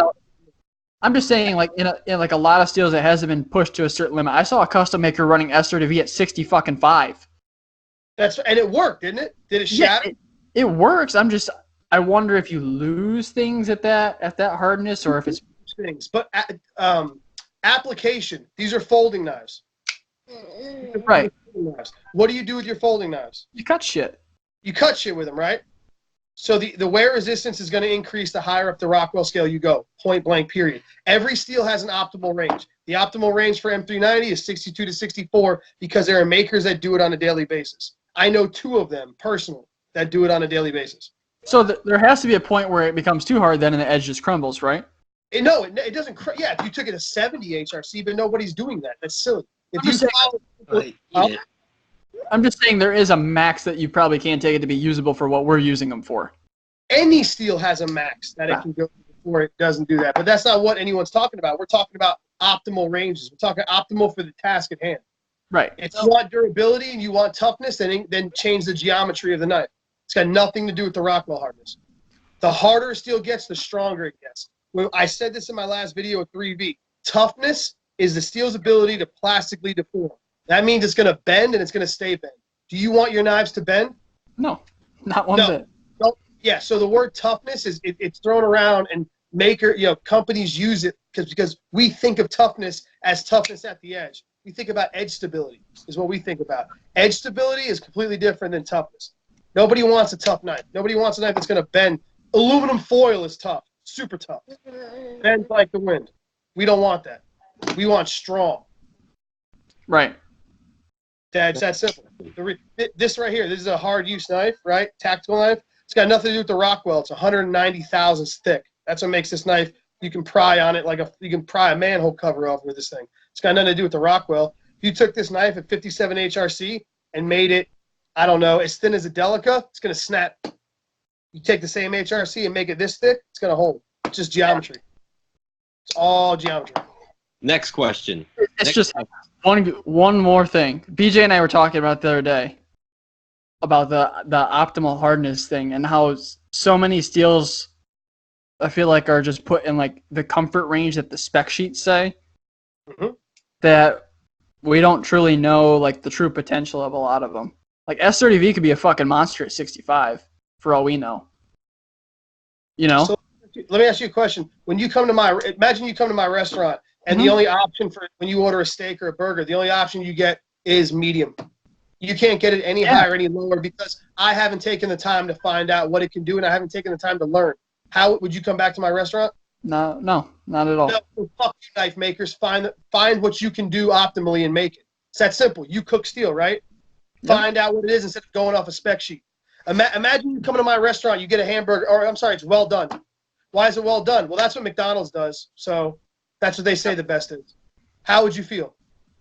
You wouldn't come back, right? Okay, that's my point. I'm a professional cook. I can do things that other people. I can do things that McDonald's can't. I can give you optimal flavor, texture, and moisture in a burger or a steak. You know why? Because I know what I'm doing.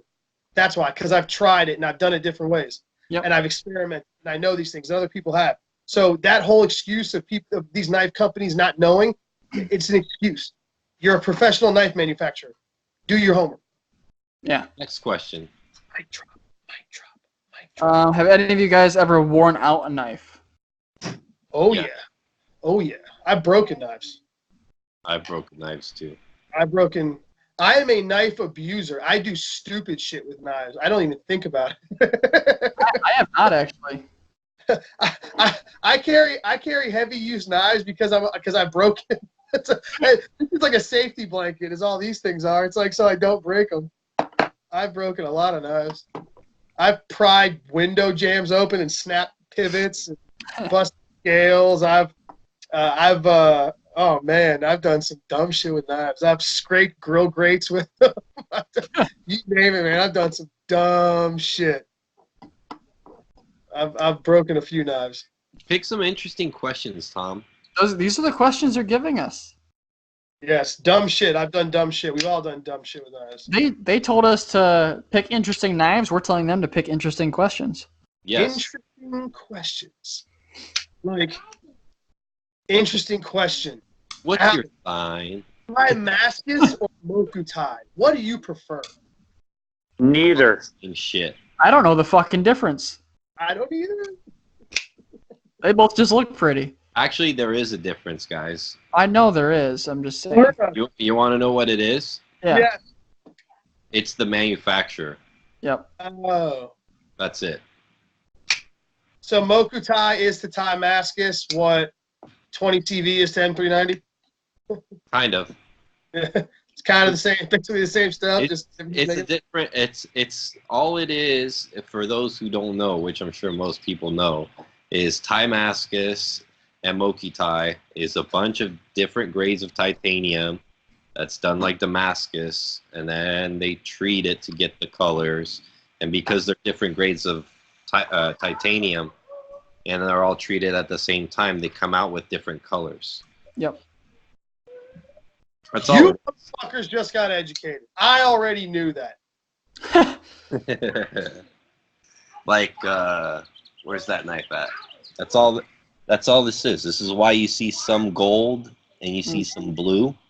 Different grades, heat treated Damascus style. I like it. Yep, that's all that is. It's titanium done like Damascus, and it's heated up, and it reacts differently to the same temperature. I have a question for the viewer. Max, if you could have one knife for the rest of your life, what would it be? BJ asked, Steve, do you have a boneyard with all your fucked up knives? Oh, no. No, I wish I did. I got a boneyard for like old chef knives, but I don't have any for pocket knives. I never gave a fuck that much. I would just literally throw them away. Just be like, that thing sucked. Boom. Go to Walmart and get a new one. Paul says, what is the most useless EDC item you've seen someone carry beside condoms? I know I have an answer for this one. Alex. Sure. The most useless EDC item ever invented were those spinners. Fidget spinners, yep. Yes. Spinners. They used to piss me off, actually. I would get mad about it. Yeah, I get mad about it, man. I see those fucking kids at 7-Eleven. They're just flicking those things, you know. And then, you know, then I go to work, and then the fucking adults are flicking those things, and I'm like, what in the world is going on here? Oh, yeah, dude. My coworker still has this Batman one. It's like a Batman symbol, but he like flicks it when he gets bored. I'm like, stop it. Just stop it. Go flick a vagina. Quit flicking a goddamn. And Flick a bean. Yeah, flick a bean. Don't flick a goddamn. yeah. I don't know. Go finger fuck a rifle shell. I don't know anything other than those damn things. Exactly. Do something with that. I don't know. That's hard to top. Yeah. Most worthless EDC item. I think it's either that or those stupid little like keychain things that like Gerber make that have like the little like hex bit or hex size keys. Who the fuck needs a hex key? Who has ever used one of those? Ever.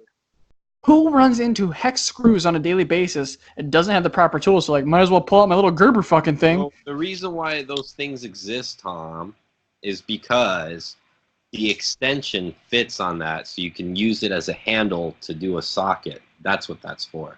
Still useless. Who comes into contact with that and doesn't have? Put a screw on it. Still useless. Who comes into contact with that kind of stuff and doesn't have proper tools? Yeah, it's a hex bit. That's what's so odd. It's only like hexes. It's just, you know what I'll say? Pry bars. Little tiny pry bars are fucking useless. I don't understand. You can't get any torque on them. It's this big. Yeah. No leverage. It's much.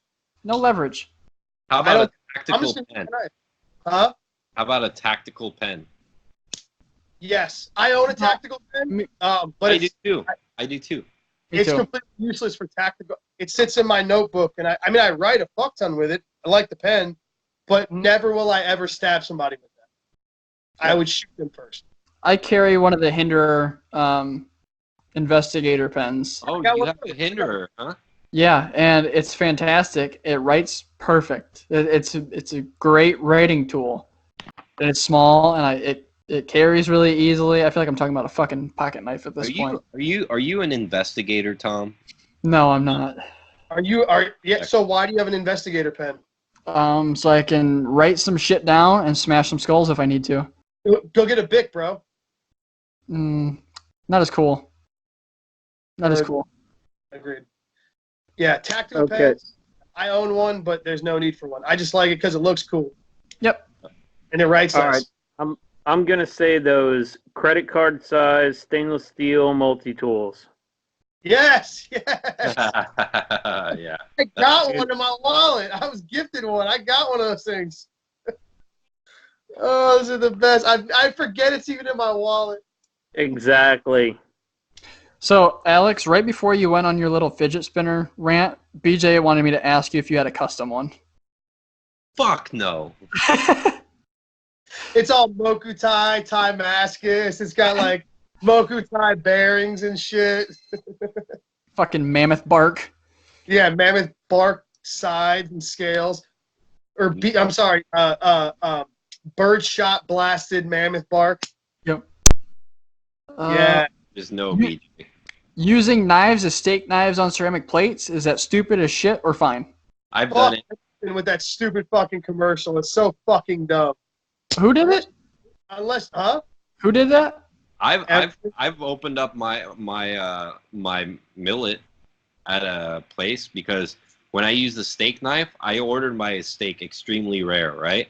Mm-hmm. And when I got the rare steak, they gave me this thick ass serrated knife at the restaurant that every time I try to kind of like lightly saw through it, it would just kind of goo up the inside of the meat, right? Oh. So I pulled out that millet that I sharpened, the Perpetua, with the Nitro V steel at 15 degrees, polished edge. Look at him go. Laser. Sliced it so finely. Or you could just be a hillbilly like me and use paper plates like everybody else does, and you ain't got to worry about ceramic. True. I just cut up some chicken earlier on a paper plate, so. Just saying. We're talking about using an edge on and fucking it up on the ceramic plate. Yep. Yeah, I was being gentle about it, you know. Yeah. Just waiting till you barely got down. Yeah, and then I just kind of like split the meat away, Yeah. You wouldn't have that problem if you knew how to order it actually cooked. I'm French, dude. We eat our meat raw. That's Blue. just what we Blue. do. It's like blue. We like it like that. Oh, Steak it's tartare, bro. cold. It's so cold on the inside. Ugh. I love it when it's bleeding on the inside. Ugh. It's like literally cold meat. It's like the outside's hot, the inside's cold. It's like pit. It's good when it's bleeding on the inside, and I can use that in more than one reference. Jesus. Oh, yeah. I love it. Yes.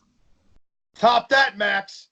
All right, boys. I've been sitting here for almost 4 hours at this point. So so was Alex and Gerald. Everyone except for Steve. Squish, squish, squish, squish, Whatever. Squish, squish, squish, squish, squish, squish, squish. Whatever. I think it's time to call it. Whatever, bro. Get one final question before we go. One more question. We'll wait for the viewers to give us one more. Squish, squish. While we're waiting for this question, Alex's custom friction folder. Referring to yourself in the third person. Yes. That's how narcissistic I am. Look at that. The blade grind looks sick on that thing. Isn't it? I love that blade. That blade is nasty. That's JD Van de Venter from another South African knife. Hey, he pinned them really nice. You can't even feel these, like, at all. Did he haft them afterward? I'm not sure. It looked like, I mean, you can kind of see. God, they're flush, boy. They're super flush. I think you can still take the knife blade out to clean it if you really want to. Because I'm not sure if it has any kind of washers or anything. It may, but it's a friction folder, so I would assume not. But pretty nice knife. Next. Oh. And That's Alex's O face, by the way. oh. And Oh, in the custom slippy. I can carry it now. I can carry it. That's great. You guys saw that first time he slid it in there, right there, live on camera. Jesus. Yeah. Live. What's wrong? What's wrong, Tom? Something cool happened?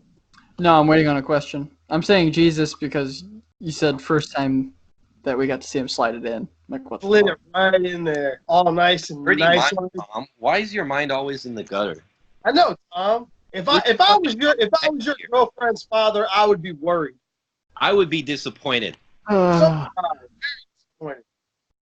Very, very disappointed, Tom. That's a good question. What are you guys' other hobbies? Oh, that is a good question. Making servers cry. I used to Dude, be a server, so I'm laughing. Steve, I would hate to be one of your servers. Jesus Christ. Especially if I didn't know you that well. All you got to do is just not fuck up, and I'm awesome. Oof. Real simple rules. Don't fuck up. That's it. Like, that's all you got to do. Just don't fuck up, and we're cool. We're great. We're awesome. Just don't fuck up. All right. And do you have any other hobbies, Steve? I'm a semi-professional drinker. Nice. Proud of you. That's my other hobby. About you, Alex? I have a '96 Ford Mustang Cobra that I need to get back into, but I'm a car guy, so Nice. that's a hobby of mine. I have 4 guitars, 2 electrics, 3 electrics, and 1 acoustic. So I play guitar since I was 14. I like Call of Duty. Me too. How old I am. And, it's dusty because I haven't used it in a while, but I have turntables, vinyl, and digital. Oh, That's cool. That's where I do all my knife shit. That's why it's a mess, but... Hey, Alex, you said you're on Call of Duty? Yeah. If you run into someone called undetected panda. That's my girl. Shoot her in the face. What Like platform? right in the face. PlayStation or Xbox? Yeah, PlayStation 4. Oh, I'm gonna have to go find her. What's her name? Undetected panda. Undetected Panda. Yeah. Uh-oh, Alex. I'm playing. Alex, I might have to add you on PS4. I play on the World War II game though. Again. That's the only one I've been playing. I just deleted that one. Do you have that one, Tom? I can re-download it, but I just deleted it. Yeah, I play that one a lot. I like. So it. I fish, as you guys can tell by my logo. Yep. I golf a lot. I have a weekly golf league. I played all throughout high school. Went to state for it. So that was one of my main hobbies. Do you have golfer pants? I do. I have bright fucking red pants. That's awesome. Well, that was our school colors, was red and gray. So with our gray shorts, we wore red pants. And with our gray shirts, we wore red pants. I'm sorry. And red panties. Yes. Matching bra. What kind of clubs you have? Most are Titleist. Irons are Mizuno, and I got a Scotty Cameron putter. It took me a while. It took me a while to put that set together. That set's about $2,500. Yeah, I know they are. Yeah. All my friends golf. I don't golf. It's a lot of fun. All my friends golf. I was in the first time I've ever been on a golf course about 8 months ago. Oh, really? First time I've ever been on a golf course. Yep.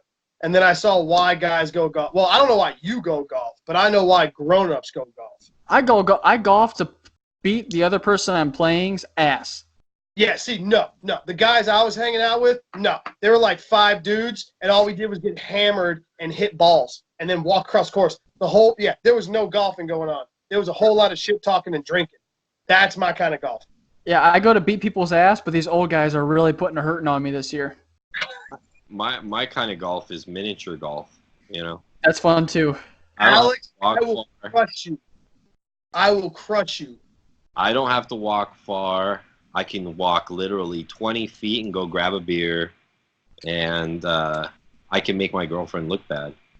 There will be a putt-putt golf tournament between me and Alex before 2020. Hey. This will happen. Blade 2020, we're going putt-putting. Are you coming down? I'm going to save up and see if I can come down, yeah. I'm probably going, actually. Are you for real? Y'all are going to be here. Yeah. I'm trying, yeah. See, I believe Alex. I don't believe Tom.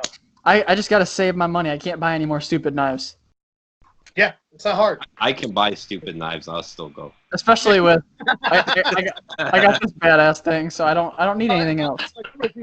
Tell him, bitch, I'm still gonna show up. Yeah. I'll take a Greyhound if I have to. Real shit. I want to see you motherfuckers here. We just need to get Gerald there, so we'll have the whole Sharp Talk gang. Oh, that would be fun. Gerald, you coming? I don't know. He's like, I'll be traveling the country. I don't know. No, you see, take it in context. In context, we have always, like, if we decide we're going to do something, it's like, 5 minutes before, 5 hours before, 5 days before. We never plan anything in advance. That's true. I'll hit you up about a week before Blade and see if you're still going. Yeah, everything we do, it's like it's a last-minute decision. Yeah, but if you plan to get a hotel, you got to do it like 6 months in advance. I don't need one. No, Gerald, don't listen to him. My girl booked me a hotel the week before, and it was like 4 miles down the road. Me and Vinny cuddled in this hotel. It was wonderful. Wonderful. The bathroom was the craziest shit I've ever seen in my life. It was literally a prison-style bathroom. It was like you walk in the room, and you can see the bathroom, and you're like, oh, that's a nice-looking bathroom. It's like a pretty little sink and a mirror. And then when you actually walk in the bathroom and look over, it was like all their budget went to just that sink. Because there was there was this wall. And there's just a fucking bucket in the corner. But there was no divider between the floor and the bathroom. It was just pitched. It's just one of those old-style bathrooms with a fucking hole in the floor. Oh, it was so badass. It goes down into a pit. And then, he took a shower. And there was water all in the bathroom, everywhere. Great. Wow. It was awesome. It was like a Motel 6. It was great. Loved it. Made me happy. Vinny will tell you it was great. We spooned. What's your hobbies, Gerald? Cars. I've done cars forever. Yeah. And I guess the other one would be, I don't know. I do a ton of stuff. I like shooting. I like reading. Oh yeah, I go shooting quite a bit too. Yep. Operator stuff. Operate. Reading. I read a lot. I don't do that. No, God, I have a TV. I got the most operator AR sitting up underneath my bed right now. Bro, Yeah. there's nothing operator about an AR. Fucking foregrip, adjustable stock, EOTech on it, Surefire sitting on the front with a switch to turn it on and off. Put it on strobe. $4,000 optics. I could shoot you with this AR from 3,000 yards. The round only goes 1,700. Doesn't matter. I'm gonna shoot you with it. Fucking ARs, man. I don't get AR guys. They're a lot of fun. ARs. Huh? I like ARs because they remind me of the M16 when I was in the Corps. It's pretty much the same platform. Yeah. It is the platform. No, what I love is the guys that put the fucking 3,000 yard range optics on an AR. Oh yeah. Like it's an assault rifle. It's not. I can see using a red dot. Yep. Yeah, that's what I have. That EOTech Yeah. is basically that, and then I have pop-up sights that you can see through the sight. Yeah, I'm making fun of all the fucking the crazy optic dudes that slap on these ARs like they're gonna. Shout out to Lee. Lee builds custom ARs. You say that every podcast episode. I have a red dot on my Glock 17 actually. He's like, just in case. I carry a 43 because I'm a little bitch. Yes, you are. And I appendix carry it because that's the only place I can actually hide it. But appendix carry is better. Huh? It is. It's so comfortable. Everyone shits on it. I feel like when Tom appendix carries, like this is like what you see is this. It's just this. Like this, this huge thing, just like this, like sticking out. Hold up. Hang on. The gun's right here. Let me put it in my waistband. Hang on. You guys won't even see it. Look. Can't even see it. It's gone. Too fast to use off camera. It's gone. Look. I can see that, bitch. It's on your right side. Well, yeah, I'm right-handed. Oh well. Fuck you guys. If he carries anything bigger than that, you'll see it. It's too much. I know. That's why I got the 43. You need like a PPK. No, I don't like Walther. A little pea shooter is what you need. A little PPK. Like James Bond, bro. Yeah, little James Bond guns, right? That's James Bond. You need one of those things. It worked for me. It worked for you. Yeah, I was gonna get a SIG P365 till they had all the issues when they first came out. I'm like, yeah, never mind. Dude, I don't know. I don't look. All I ever see is people's legs getting blown off by misfires on SIGs. They scare the hell out of me. I've never even fired one of those. But we have a lot of SIGs come back to the shop. Do you? Oh yeah, for repairs. Yeah. See, I've never shot one, but they scare me. The 226 is a good gun.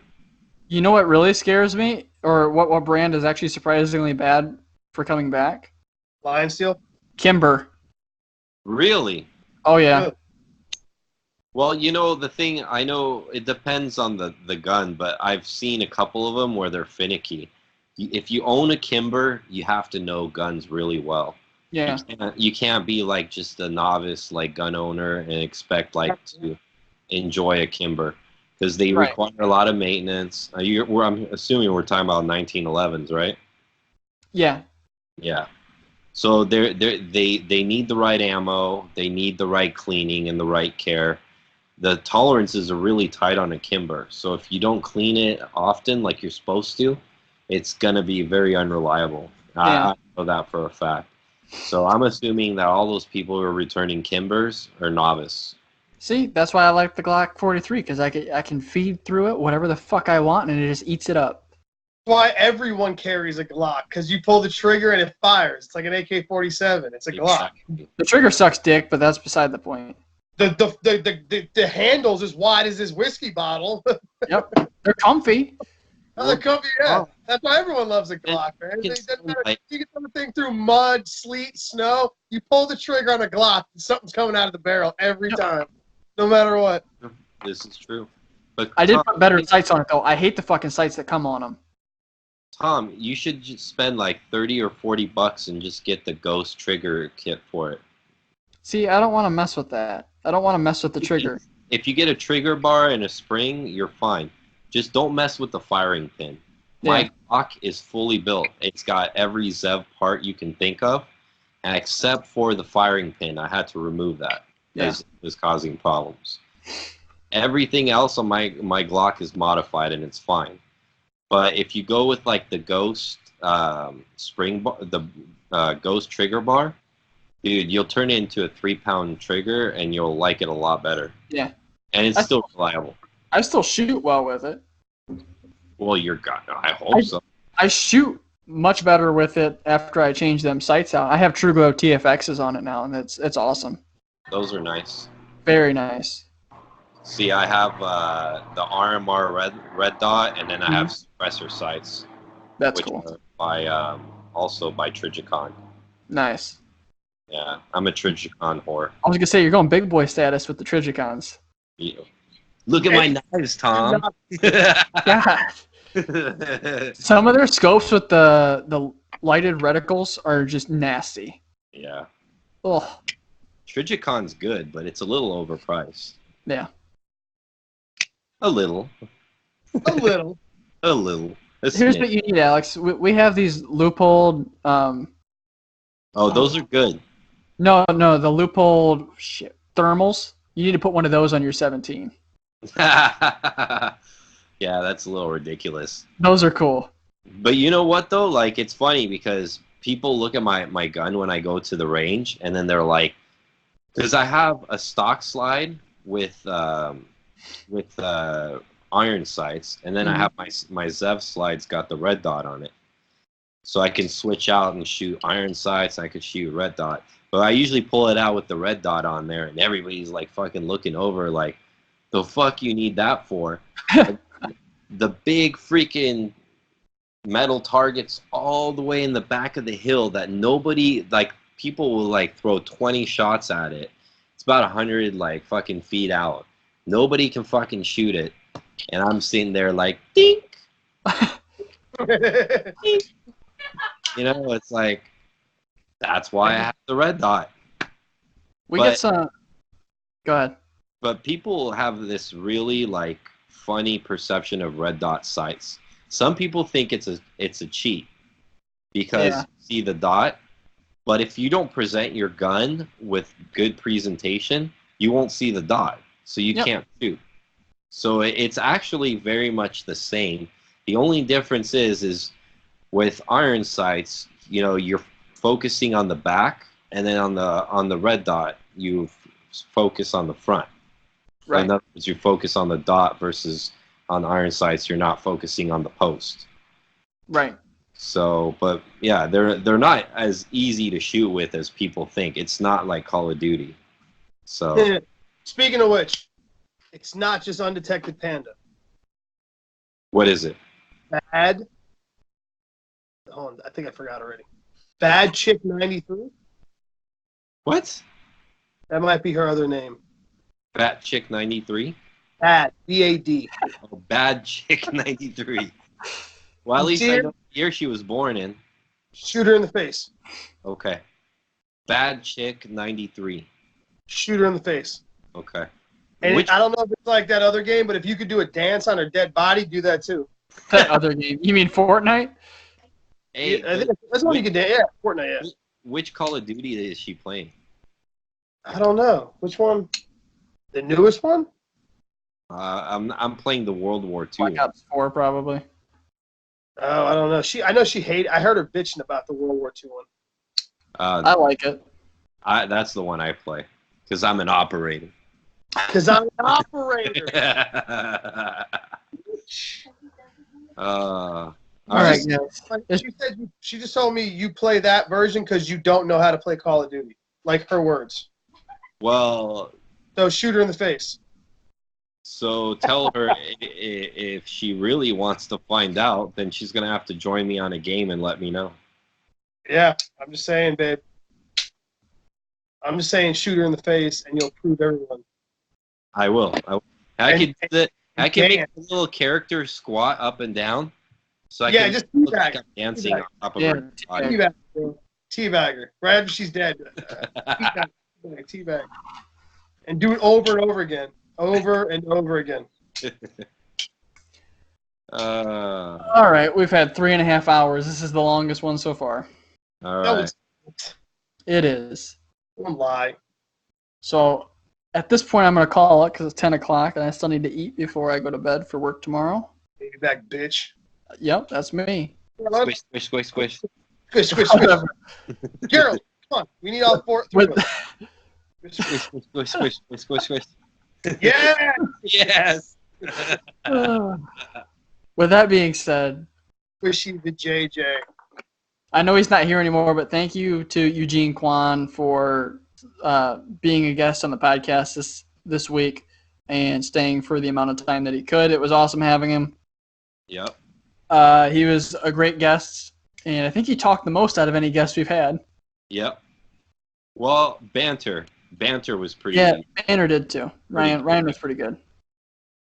So. Thank you guys in the Twitch chat that were watching live. You guys were awesome this week. There was way too many fucking comments for me to keep up with all of them, so I'm sorry if I missed them. He's not sorry. I am sorry. There was a lot. This is the most we've had so far. And if you're listening to it after the fact and you listen for 3.5 hours of us rambling on and on for the past 45 minutes, thank you guys for listening, and we will catch you next week. Bye.